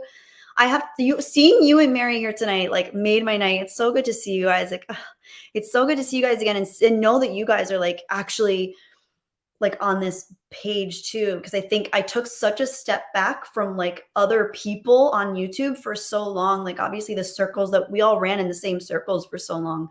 I took such a step back for so long because I honestly felt like I needed to, and I still care about so many of these people, and I still want what's best for all of these people and their channels and their growth. And I think it's awesome that people have these platforms, and it's super cool. But I was just so worried that I was like, oh my gosh, I'm like on my own weird path right now. I'm going through grief. I'm trying to work on myself. Everybody else is talking about like Star Wars and Disney and Lord of the Rings and Doctor Who and whatever else was going on. And I'm like, I can't talk about that stuff anymore. Like, it's not real for me anymore. And as much as I love these geeky, nerdy properties, and I miss the way Star Wars used to be, and I miss Peter Jackson's Lord of the Rings, and I miss all of these things, it doesn't move the needle for me in my actual life that I can control. And there was a time where it was all I could think about. And that's kind of brings me back to the point of today's live stream, which is what we consume consumes us. So if we are consuming this content that is just shitting on Indiana Jones, we're going to watch the Indiana Jones trailer and be like, screw this. I don't care. It sucks. It's inevitably going to be bad. And I'm not saying that that's not true, because it might be bad. It might be bad.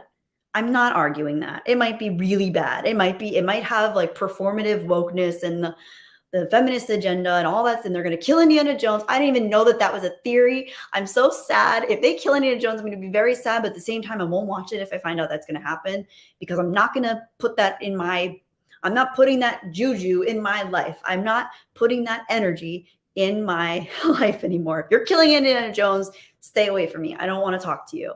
You killed Han Solo. We're done. You're dead to me. Don't kill my people. Don't make Luke Skywalker drink green milk. Don't make him milk a weird alien walrus creature on that planet and then drink it and then go, like, no, what? That's not. Okay, sorry guys. I just got a little a little heated there. But yes, it's all part of the same thing.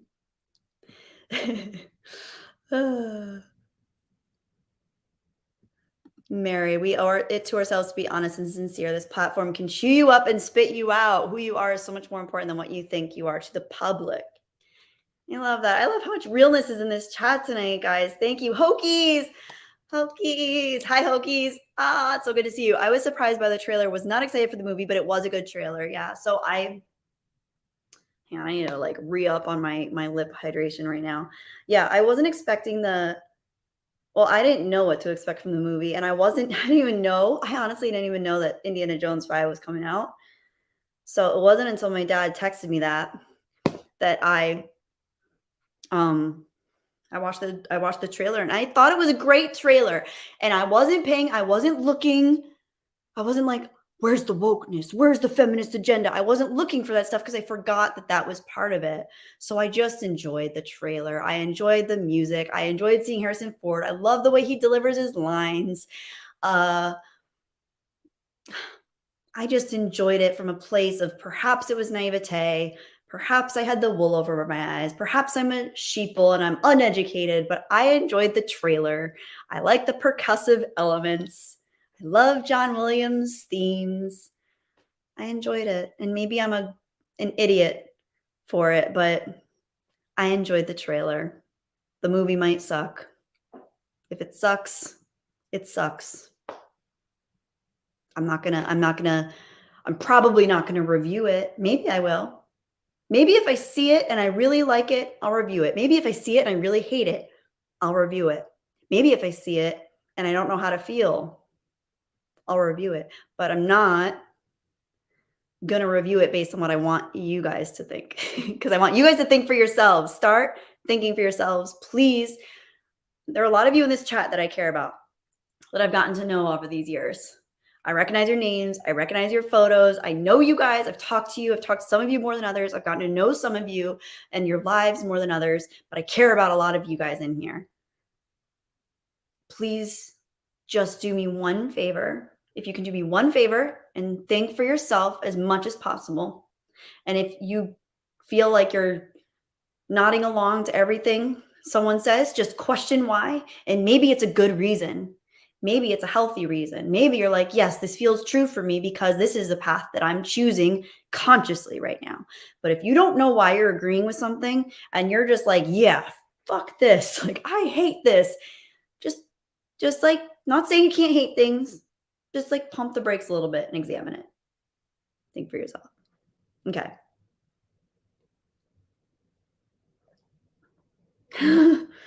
Aw. Mm. Lincel's interlinked. Sometimes ignorance is bliss. I know it's such a like old term at this time, but there's truth to it. And I'm not saying blindly, like I think people make the mistake of thinking like it's so interesting, the term sheeple, right? And maybe we can dissect that a little bit because what does that mean? There are people that have blind allegiance to agendas, and there are people that have blind allegiance to value systems. And obviously it goes along with the terminology of sheep in a herd will go where they're being herded, and they don't necessarily have free thinking or original thoughts. They're a herd animal, and they do whatever is herding them wants them. They go in that direction without questioning it. So who are the sheeple right now? Well, I think there are a lot of sheeple out there, but I don't think it's as nuanced as just which YouTubers you watch or which movies you like. And just because someone likes The Last Jedi doesn't necessarily mean that they're a sheeple going along with Disney's insidious agenda. They might actually like it. It's mind-boggling because I don't know how you like that movie. But at the same time, there was this guy when The Last Jedi came out, I was living in New York. And I remember I took a long time to see it. I waited till it came out on video because I had a bad feeling about it. I always had a bad feeling I always had a feeling The Last Jedi would be bad. I don't know what it was. My intuition told me it would be bad, so I avoided it. And then finally, one of my friends actually that's really into Star Wars, did he send me? I think he sent me the movie, or like he like Venmoed me money so that I would see it because he wanted to know my opinion of it because he loved it. And I watched it and I hated it. And then like I think it was the next weekend I was walking around my neighborhood, and I saw a sign that said Star Wars tag sale. And I was like, heck yes. I was already wearing like I had um, what's it called? A rebellion insignia on my hat. I was already wearing it. And this was way before I started my YouTube channel. So I was like, heck yes, I'm going to this tag sale. I went to the tag sale and the guy was cool. Like he was like this total like geeky guy, but very charismatic, very easy to talk to. He had a bunch of like old Star Wars stuff, some prequel stuff, like nothing I wanted that I didn't, because I already had a pretty big Star Wars collection at that time. So he didn't have anything that I actually wanted to buy, but we got to talking and I asked him what he thought of The Last Jedi. And he, no joke, guys, he was like, I thought it was so beautiful. I think it's a beautiful film. And I remember my heart like fell in my stomach. I was like, really? Like, oh, like, cause I saw it and I don't know, I just didn't like it. Like, and at this point, you guys have to understand, I was heartbroken with how much I hated The Last Jedi. Like, I was so sad. I felt like someone had like taken a piece of my soul out. That's how much I loved Star Wars at the time and how much I identified as a Star Wars lover. Was that seeing The Last Jedi made me feel like I had lost a part of myself.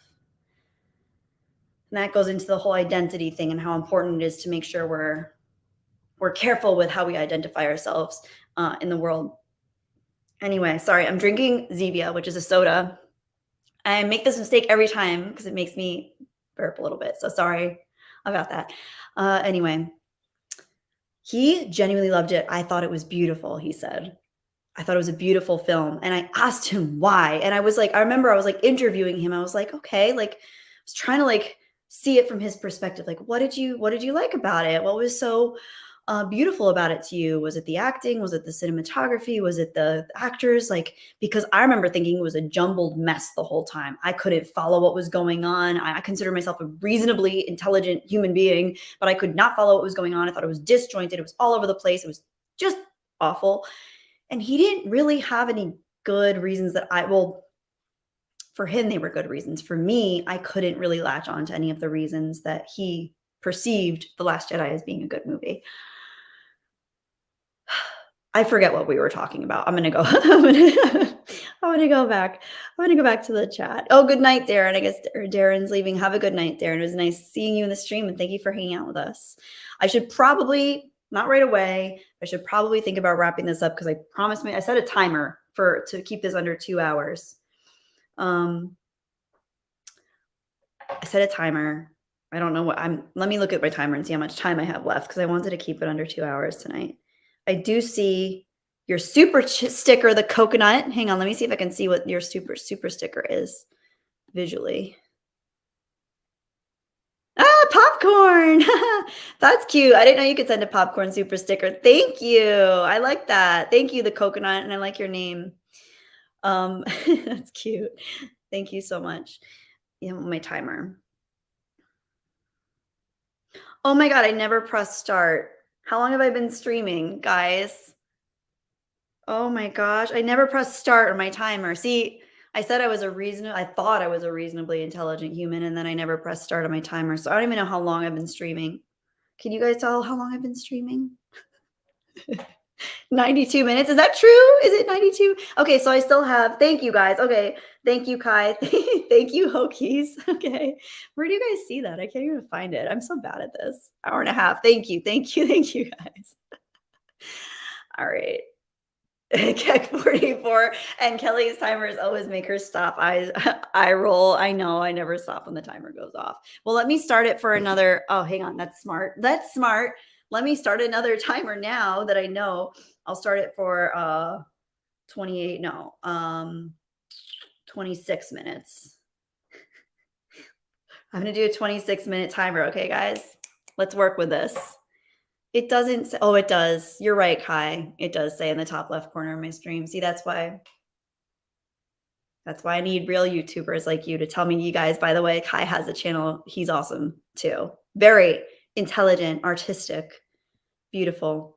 And Imagine I too, actually. And Run and Hide Gamer, you have a channel too, right? Yeah, like, oh, all these people. Imagine I has a channel for some solid Sith content. Sith and his motorcycle. I love the motorcycle rides. That's so cool. if I wasn't such a scaredy cat, I would love to I've been on motorcycles with other people. I've, like, held on to people's backs on a motorcycle, and I love that. I wish I wasn't such a scaredy cat because 'cause I'd love to ride a motorcycle, but where I live now is not the place for me to ride if I lived, like, in a rural, woodsy, beautiful nature area, I would definitely consider getting a motorcycle, but not in a city. I would be dead. Mary Mayhem, something tells me you would do an amazing was it Joe Cocker, that YouTuber? Joe Cocker impression, "Leave Kelly alone, leave her alone." That was one of, like, the first viral YouTube videos was Joe Cocker crying about Britney Spears. I feel like you do a really good job with that impression, Mary. Pepper Giant, I did like The Force Awakens, I did. Looking back retrospectively, I can see why a lot of people were already so upset by The Force Awakens. I wasn't looking at it that way. I wasn't seeing it through that lens. I didn't realize a lot of the things that I realize now. Um, and I wonder, I haven't seen it since, understanding different ways of looking at, these properties and the corporations that are running them. I don't know if I would still enjoy it now that I know those things. You can't really unring that bell. So I did enjoy it at the time, though. I was much more optimistic towards those things. And I should say I was always a bigger fan of the original trilogy than the prequels. So I didn't have incredibly high hopes for the sequel trilogy. Although I was excited by the concept of knowing that we would have some of the original cast members in there. Anyway. Imagine I destroyed all of the Disney Star Wars possessions. I feel you. Gonk! Hi, Gonk. It's good to see you, Kelly, while you're streaming. How many frowns have you turned upside down today? I missed you. It's been ages since I caught a stream. So glad you're on. Well, thank you. It's nice seeing you here.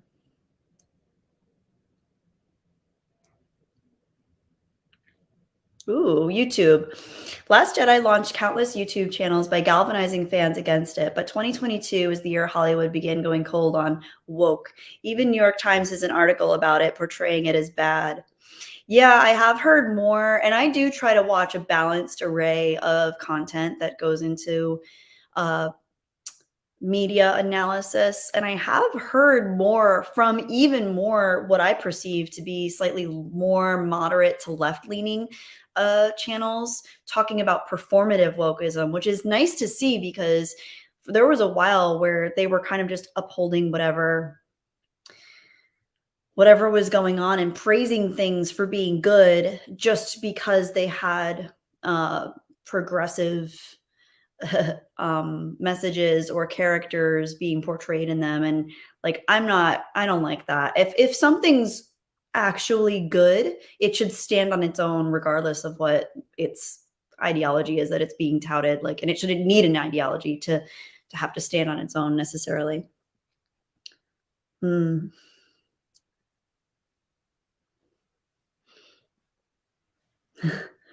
Oh, Gonk. I have a wall full of Star Wars Black Series figures bought since 2015. Not quite as bad as Gary's, but still. Now I just feel dirty looking over at it and knowing what they did with the franchise. I feel you. Honestly, if I were you, especially if you could use the financial help, sell it. Like sell some of that stuff on eBay or like what are those like local apps like OfferUp, like sell some of that stuff. Like I sold my desk because I don't use it anymore. I sold my desk for like $40.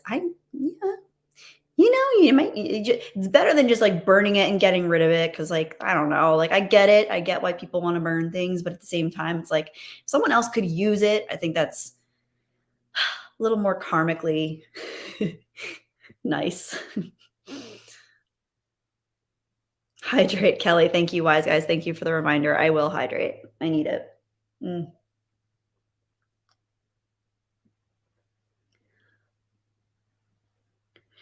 The Mr. Zanshin. My wife was a huge Star Wars fan her whole life and never watched the last movie. She'd rather have fond memories than watch her favorite characters ruined. Yeah, I feel you. I never saw the what was the last one? Rise of Skywalker. I will never see it. I will never see it, and I'm glad. I absolutely not. To me, Star Wars died with The Last Jedi. I know for some people it was The Force Awakens. For some people it was earlier. I will always love it, but I've had to break away from feeling as though it's something that I have any kind of sense of entitlement to.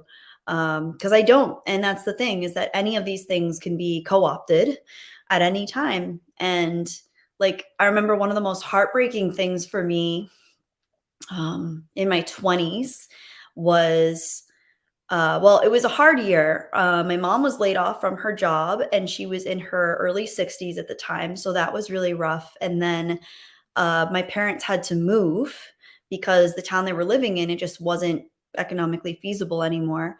So they moved, and uh, my childhood home was torn down. And I remember at the time, and still to this day, it's hard to think about, but nothing's permanent. I'm working with that notion as well. But at the time, it was so hard to think about my home as being torn down and not ever being able to go back, not ever being able to see it again, not ever being able to visit, knowing that all those places where I had all those formative memories and experiences was just gone. It was just floored. It was destroyed. It didn't exist. Where all my pets were, where I had my first kiss on my couch when my parents were home, like it like downstairs on my couch. It was my first kiss. And where I had my first dog, I had my first cat there, I had my ferret and my turtles and my doves and my writing in my journal and eating dinner with my parents. Like, all of that was gone. Obviously the memories are there, but just knowing that house that contained all of those things was gone was such an unsettling and like gutturally, I don't know, just reactive feeling. And to some extent, I see people feeling that, or I saw people feeling it more so when I was like watching these videos and engaging with these channels, where it's like people feel this sense of like what they loved was torn down, what they loved was taken away. So with that, I will always have empathy for people who are upset about it. But I guess today's stream, I just wanted to kind of reach out and let you guys know that, like, if you're upset about it, if you're upset about Indiana Jones or Star Wars or Kathleen Kennedy or whatever you're upset about in your life, make sure you also fill your life with things that you're not upset about. And make sure you fill your life with people that might not hold the same opinion, because it's really strengthening to the human spirit and to our own selves to be able to have that conversation on the park bench with the person that might not see the world the way we do. I think that's so important. And it can be really conflicting for the ego to deal with that and to face people that might believe certain things. But I think it's so healthy to be able to learn ways of not only hearing what they're saying, but understanding why they might feel that way, and understanding that everyone has such a different experience with life. Everyone has such a different experience with their expectations about the world, what they want from the world, what they want from their lives. So to expect people to always see things the same way you do and to get angry if they don't,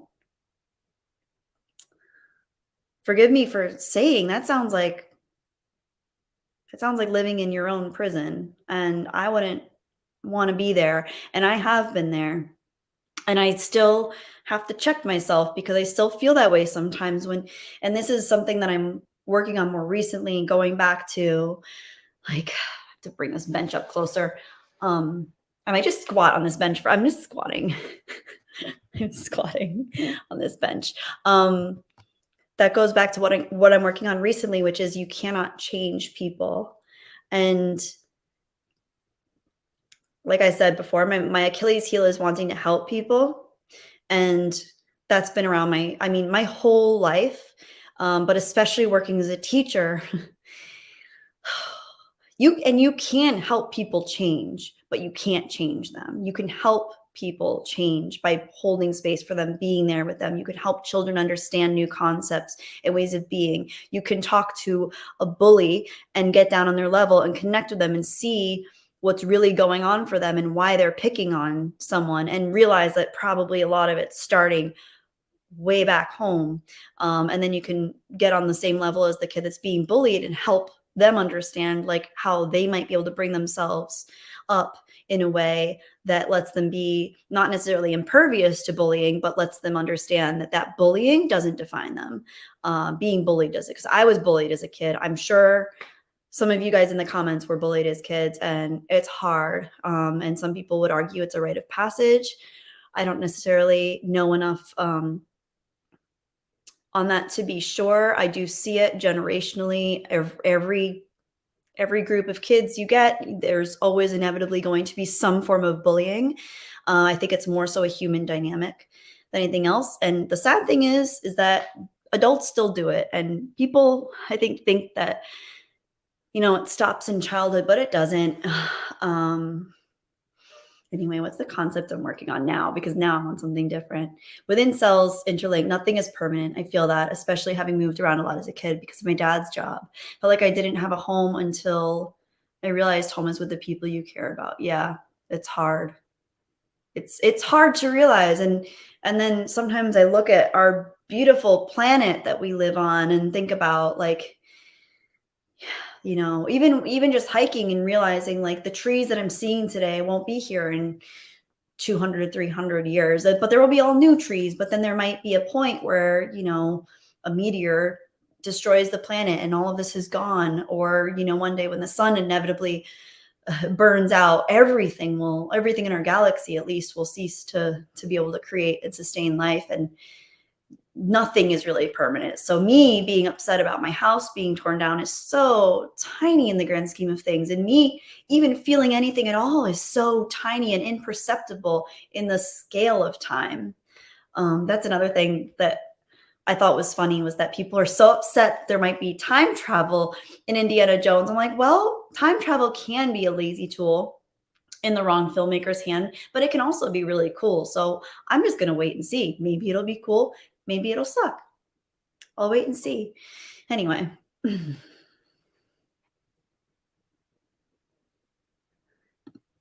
Cafeteria Wolf, I was bullied miserably as a little kid by kids upwards of several years older than I was. Oof, that's awful. It's rough, man. Bullying sucks.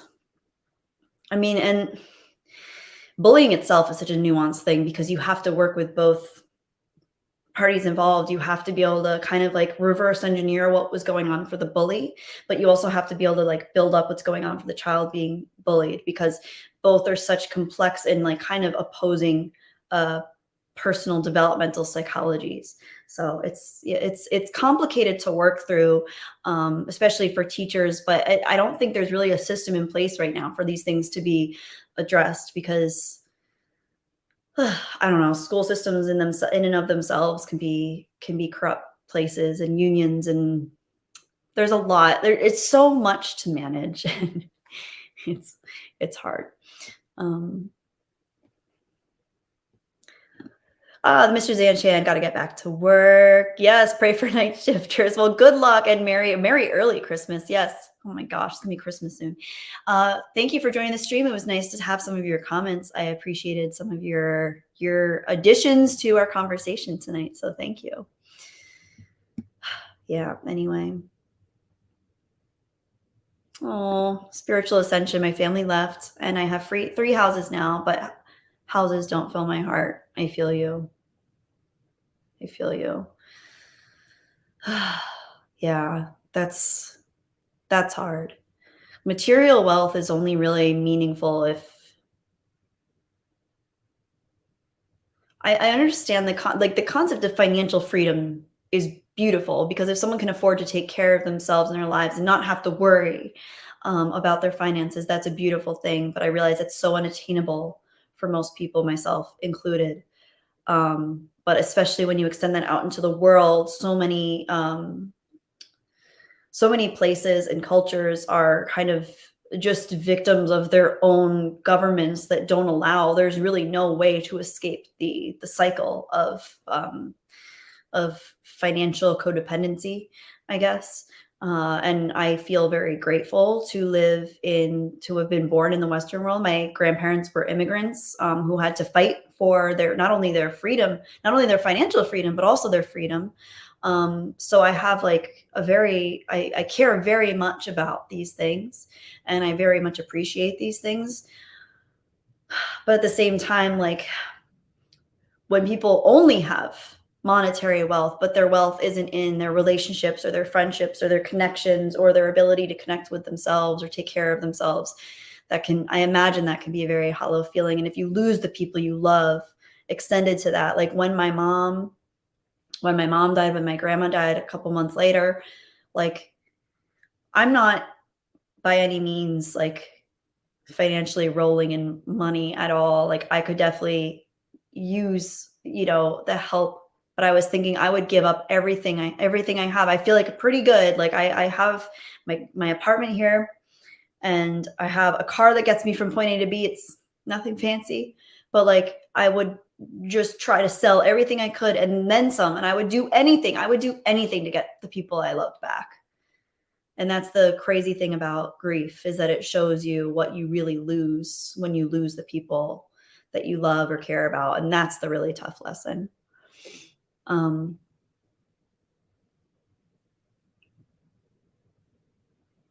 Okay, Gary, and I'll see you later. Thanks for being in the stream. Gonk. I lost my best friend and my mother in the same year. Best friend died in April, mom in October. Both were into Star Wars, so has a big place in my heart. Reminds me of them. Disney can't take that away. Yeah, I hear you. I'm so sorry. Oh my gosh, your mom and your best friend. That sucks. Oh my gosh, that sucks. I'm so sorry, Gonk. Oh, wow.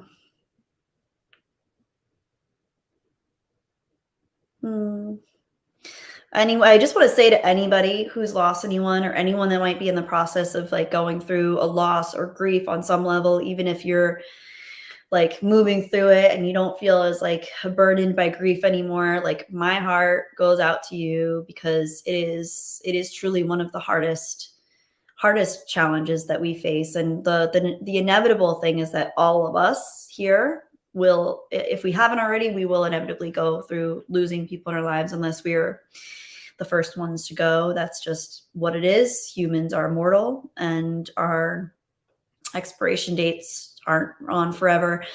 And it's an unpredictable world that we live in. So you never know what's going to happen. You never know when you're going to lose the people you love. And I certainly wasn't prepared for losing my mom when I did. I didn't know I was going to lose. Like I lost my mom, and then my grandmother, and then my family dog within months of each other. And it was, I mean, I honestly don't know how I survived it, but I'm here.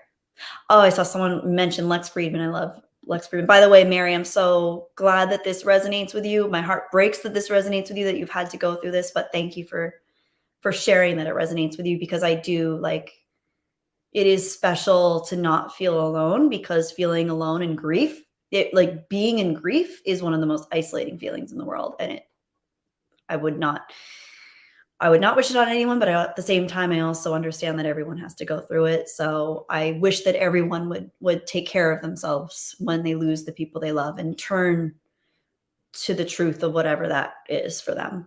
With Incels Interlink, Lex Friedman. I love Lex Friedman, by the way. He is awesome. Really great, fantastic mind and beautiful heart. I really appreciate Lex Friedman. He is so nuanced and intelligent in his perspectives and ways of thinking. And that brings me back to, do check out Georg Rockhall Schmidt's channel. He's really good. And I forget why I brought him up earlier, but there was definitely a reason. Oh, he was talking about the graph of like when people, as people get wealthier, they tend to lose touch with empathy in themselves, and they become less altruistic people. Anyway, back to this Lex Friedman comment. With Incels, Interlinked says, well, Lex Friedman was recently talking about interviewing people in Ukraine who've lost all material possessions due to war, but the answer every time, what's most important to them? Their loved ones. Mm-hmm. Yes. Yes.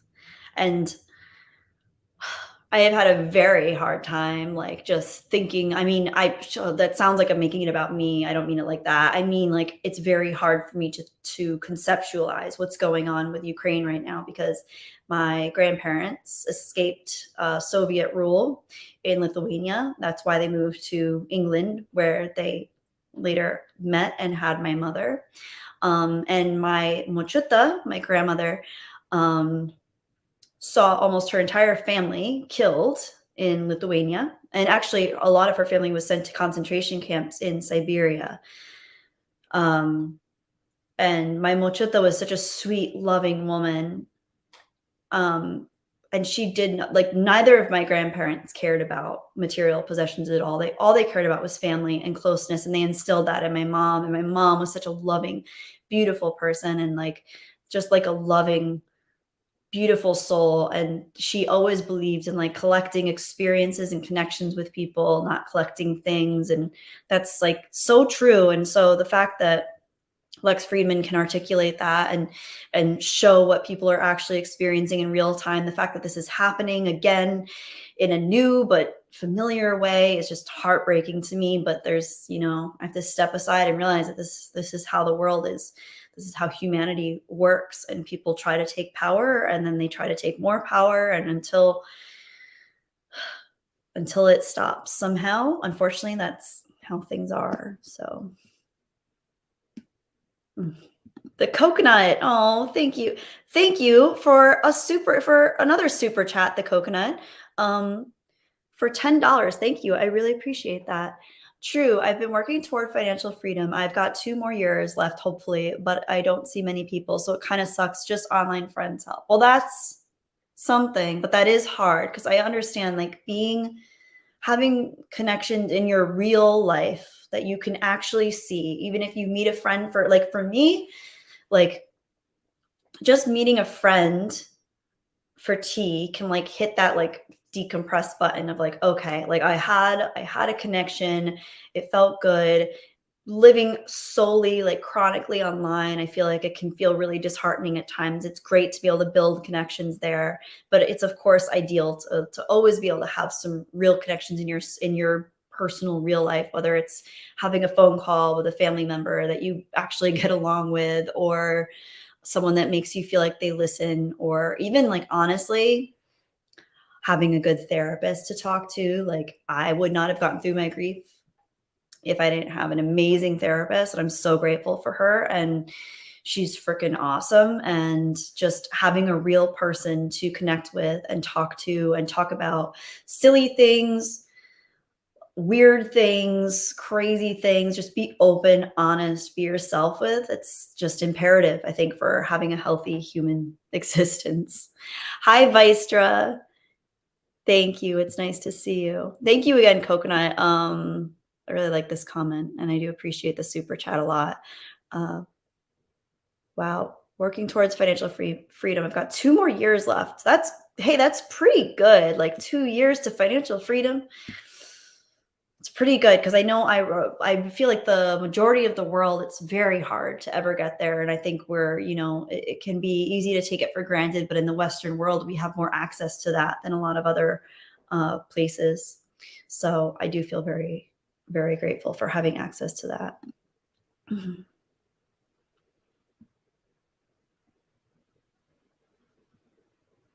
Hmm. Let me see. I'm going to check my timer because I think it's almost. Yep, I have 1 minute and 46 seconds left. So I think I'm going to wrap this up, guys. This has been really nice to connect with you. I hope this was like relatively resonant for at least some of you, and that it made sense and maybe got some of your creative juices or ideas flowing. I do want to create content that makes people feel good, but also that makes people maybe question how they feel and why they feel it. Because for me, that's been the only way I've ever grown. Because if I only sought out things that either made me feel good or made me feel vindicated, I was really living in my own echo chamber, or someone else's echo chamber, which I think is actually worse. If you're living in someone else's echo chamber and only communicating with and supporting and feeding into things that that feed a linear way of thinking and feeling in your life that aren't actually helping you towards your own freedom of thought. That's tricky. So, if I could, I would like to help people like understand that they have more power in their life than they might think they do, because that for me was the first realization that started taking the shackles off for me. As I was saying earlier in the stream, I really struggled with like not only believing in myself, but I struggled with actually hating myself and thinking that I was unworthy and always questioning whether I was good enough to even live, to be honest with you. Like I have, and I've struggled with that honestly off and on throughout my whole life. And it's very challenging. And I know I'm not alone in that. I know a lot of people don't necessarily feel pleasantly towards themselves, but we find ways as humans to suppress that feeling and push it down and ignore it. But I think looking at it and seeing it for what it is and seeing that that is something that is an old story we're telling ourselves, perhaps because that was how we were made to feel growing up. I think that's the first key, like key to taking better care of ourselves and actually living our lives for ourselves rather than living our lives based on echo chambers or pipelines that we're following based on the same story that's actually telling us that we don't really like ourselves. So it's a lot to deconstruct. I wanted to bring it up in a stream. I thought it would be really interesting. Um, it's something that I'm passionate about because I'm still going through it. I don't have the answers, but I am coming up with better questions. So if you guys are interested in that and you're not already like subscribed, I promise I will always make content that asks these questions and that tries to help people along their journey, or help people at least realize that they can help themselves along their journey. Because I know I can't help everybody. I know like I can't change anyone, but at least if I had someone that talked to me directly in a no bullshit way that was just like, hey, you're making mistakes that you don't have to make, and you are doing things that are actually hurting you in the long run. And you think this is fun right now, or you think this is cool right now, but there's going to be a time where you're going to reflect and you're going to see that it was actually not doing anything for yourself in the long run. I wish I had someone tell me that, I don't know, 2.5, 3, 4 years ago. But now I'm building from a place where I can understand that and make better decisions, more informed decisions, have better boundaries, be a more authentic communicator. And I don't know if you guys want to be along for the ride, please be along for the ride. I would love to have you. I love anyone who has just resonated with this. I care about you guys. You guys make me feel the way that I always wanted to feel as a kid, when I felt so like nerdy and quiet and left out. I felt like I couldn't talk about the things I loved, because if I did, I would just be a weirdo and I would reinforce those ideas about myself. And they were socially reinforced in movies because the geeks always got bullied and the geeks were always the losers, especially geeky girls were just like completely undesirable losers. So I never wanted people to see my more, I don't know, like esoteric, deep thinking, sometimes ruminating, sometimes just like annoying or weird or awkward side. But now I feel like I can talk about these things with you guys. So it's awesome. And I'm sorry that I talked so much this stream. I know usually I have more of a conversation with you guys in the comments, but I really had a lot of ideas I wanted to get out there. And I feel like if I tried to make a video, I probably would have deleted it. So I figured, you know what? I'm going to go live. I'm just going to talk about this stuff and get it off my chest. And actually, maybe I'll reach some people who are feeling this too. And the fact that you guys showed up and you guys have been leaving awesome like comments in the live chat. I got to see Mary again and Andrew again. And I saw Imaginite earlier, seeing all these familiar faces. Charlie Stevenson, Wise Guys Entertainment, With Incels Interlink, Shane Nolan. Oh my gosh. It's so nice to see so many of you guys. Darren was here before, like Coconut. Coconut. Thank you, Coconut. Hokies, Gonk, Keck 44. all you guys. It's just awesome. Shane Nolan, Kai. Oh, yeah. I mean, I know I'm going to miss some people. YouTube himself is here. Yeah, it's having this is special. It's really cool. It's cool to know that I can turn it on. I can like turn on my laptop and stream something, and I know I don't do it a lot anymore. And you guys heard a lot of the reasons why I stopped doing it, because I was really trying to figure out what I wanted and what I wanted to say, and making sure that what I was saying was real and authentic, and that it was not only helping other people, hopefully, but that it was actually helpful to me. Because I don't want to just make reactionary, angry content where I'm blowing off steam that's actually ends up feeding the same machine in the same cycle, and it just all becomes part of the same thing. Anyway, thank you guys for being here. You guys are awesome. um, Shane Nolan, nah, I had my first kiss with a nerdy girl at a Star Trek convention at 13. Oh my gosh, that's so funny. I was almost 18 by the time I had my first kiss. I was so shy. Oh my gosh, I was so shy. Oh my gosh. I mean, I'm still pretty shy, but yeah.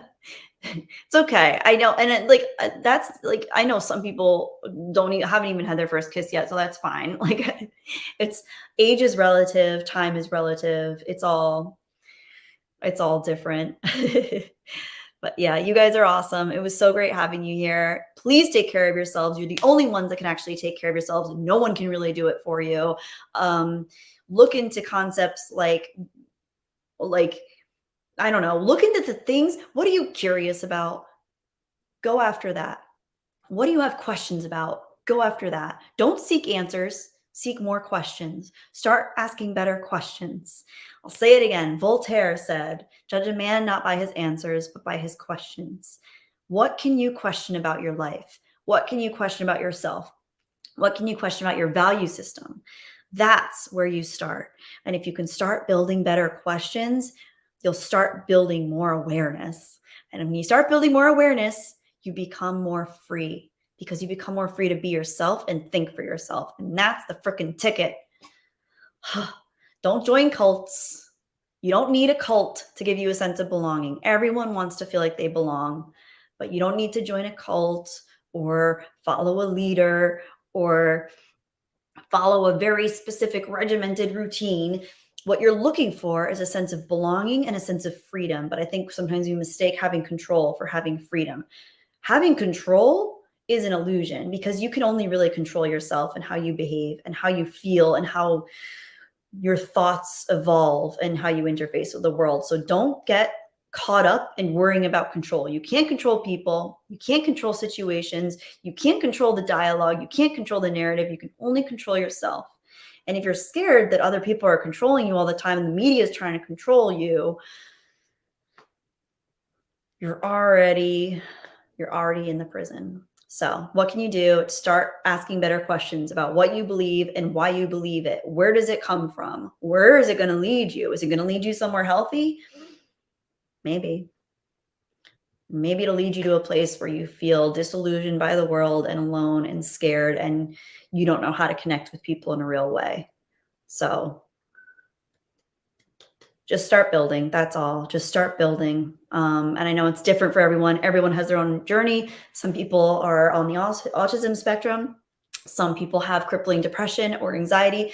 Some people may have suffered with schizophrenia and paranoid episodes in their past. You never know what someone's story is. And I'm never discounting what your story is.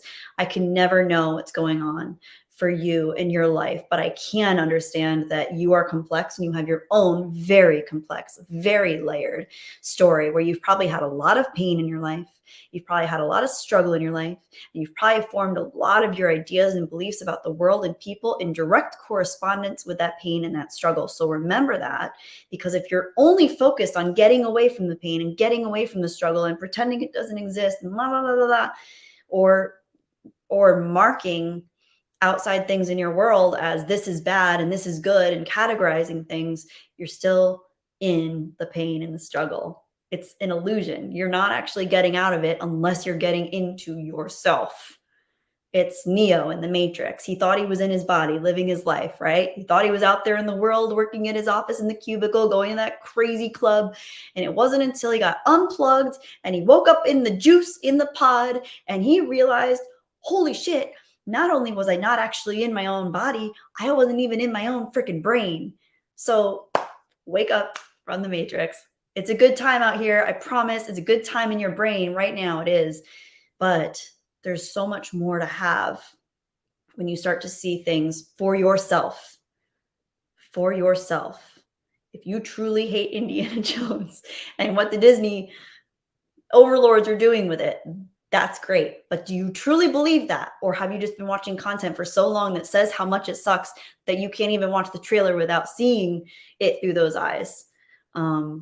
Anyway, it might suck. The movie might suck, and it might actually be woke propaganda. Who knows? But even if it is, you can still work on having a sense of freedom in your own way of thinking.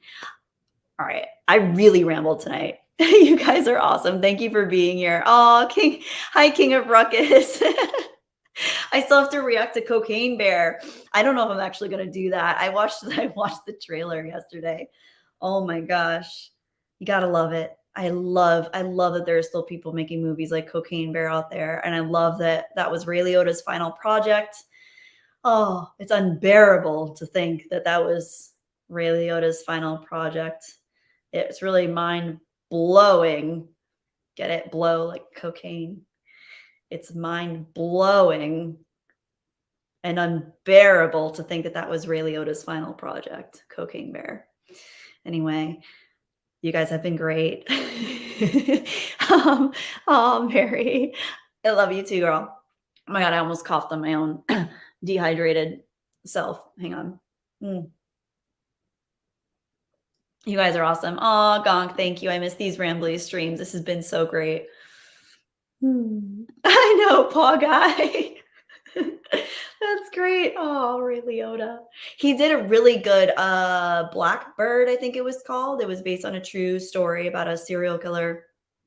And he played the father of the person that was actually like in the jail with the serial killer, trying to evoke the serial killer to be honest about the locations of the bodies. Pretty dark stuff, but Ray Liotta did a phenomenal job in that. Ray Liotta was great. Anyway, I can talk forever. You wouldn't think so if you actually knew me in real life, but here we go. Iron Raiden, it was a pleasure having you here too. Thank you guys so much. Please take care of yourself. Seriously, I meant everything I said. Even the really awkward, weird things. I still mean it because I'm coming from a pure place, and I hope all of you guys are too. And I'm so bad at goodbyes, but I really gotta go because all I had for dinner tonight, I went to the gym and then I had a chicken stick. So I need to eat more than just a chicken stick. I need something else in my system. It's 8:40. Yeah, I gotta eat. Anyway, okay. Yeah, I'm really gonna go now. I'm gonna go now. All right, guys. Thank you for the stream. Thank you for being here, and may the force be with you. Oh, one more thing. I have another video coming out. I'm working on it right now.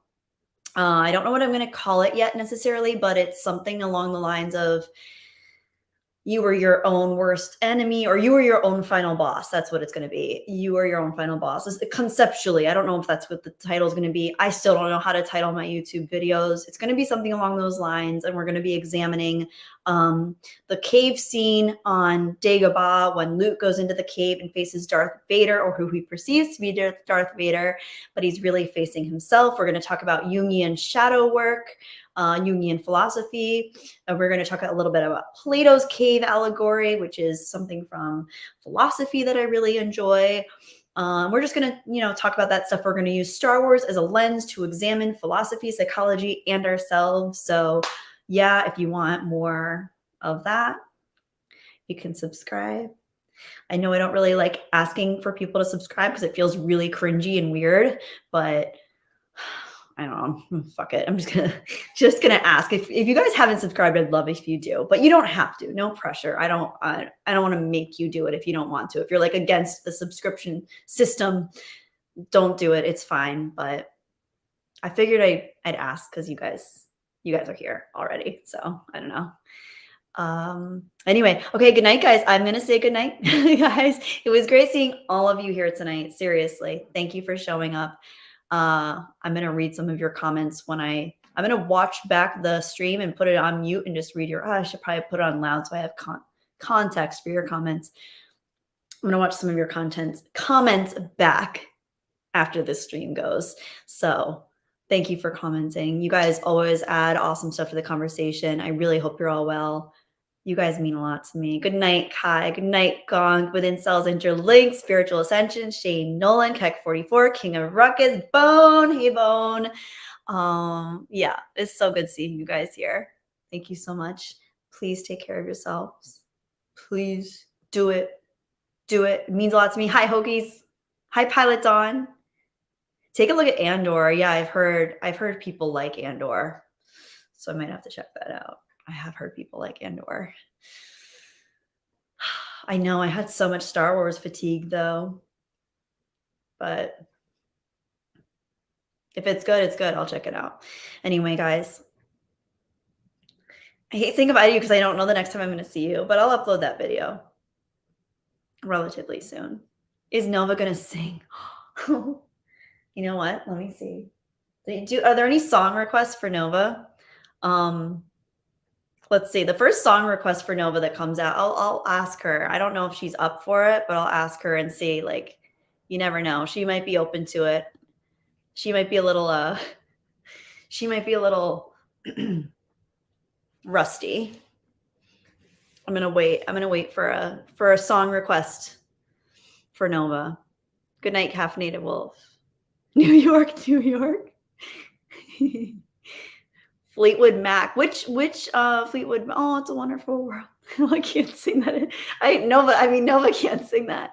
Nova can't sing It's a Wonderful World. Maybe she can. Which Fleetwood Mac song? Hokies.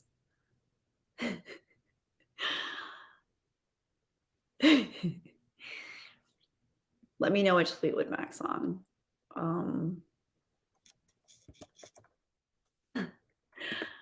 The thing with Nova is making sure that her melody is on point, because I think she can get the lyrics. It's the melody that's a problem. All right.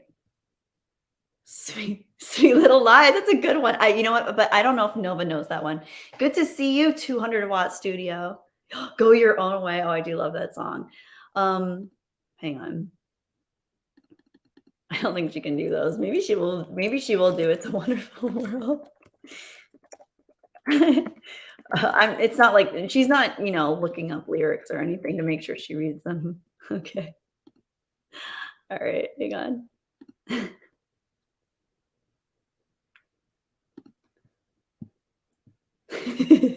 I'm confident. I believe in Nova. I'm confident she can sing anything she wants. I did it my way.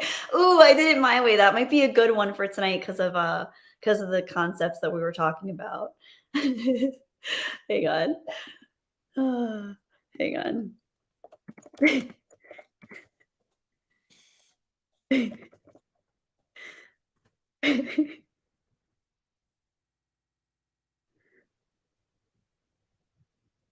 Okay.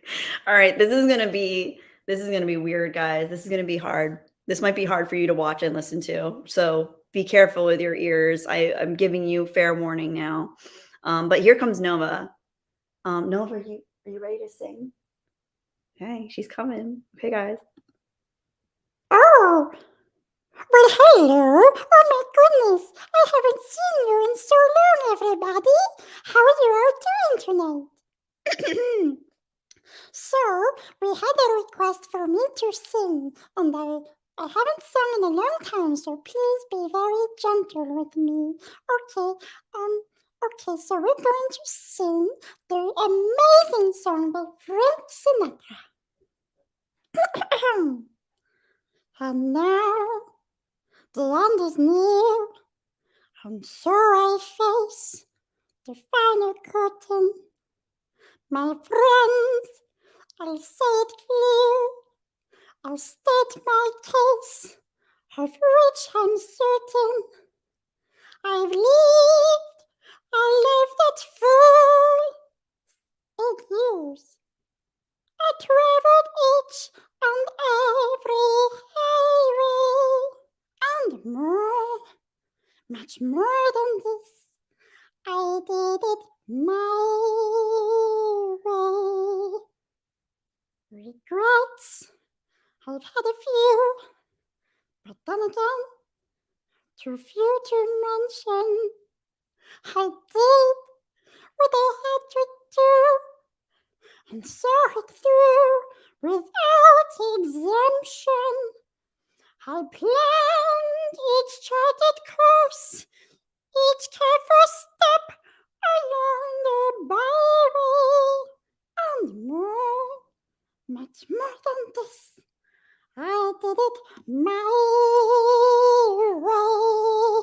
Yes, Nova, Nova, there were times, Nova. I'm sure you knew, Nova, that's too much, no more. When I bit off more than I could chew. Nova, we're gonna go to bed now, okay? But through it all, when there was doubt, Nova, you're not even getting it right anymore. Stop singing. I ate it up and spit it out a pea. Okay, Nova, we're gonna go now, okay? Oh, but I don't want to say goodnight, everybody. It's so nice to see everybody again. I have such a hard time with goodbyes, just like you, Mommy. I know, Nova, but we gotta go to bed, okay? I'm hungry. Okay, Mommy. I guess so. Okay, everybody, well, I hope you enjoyed my song. I enjoyed seeing everybody here so much. Oh, hi, Mason1024. It's so nice to see you. Thank you for encouraging me. Thank you, everybody. Thank you, Iron Raiden. Oh, I'm so happy that you liked it. Yay! I love singing. Okay, everybody. My mommy's giving me a look, so I have to go. Okay, Mommy. Okay, Nova, we're gonna go to bed now. Okay. I love you, everybody. May the force be with you. Take care of yourselves. Take care of your bodies. Take care of your minds. Nova, they get it. We already told them. Okay. It's just because we love you. I know. Okay, everybody. Good night, everybody. I love you. I love you so much, and so does my mommy. Good night. Goodbye.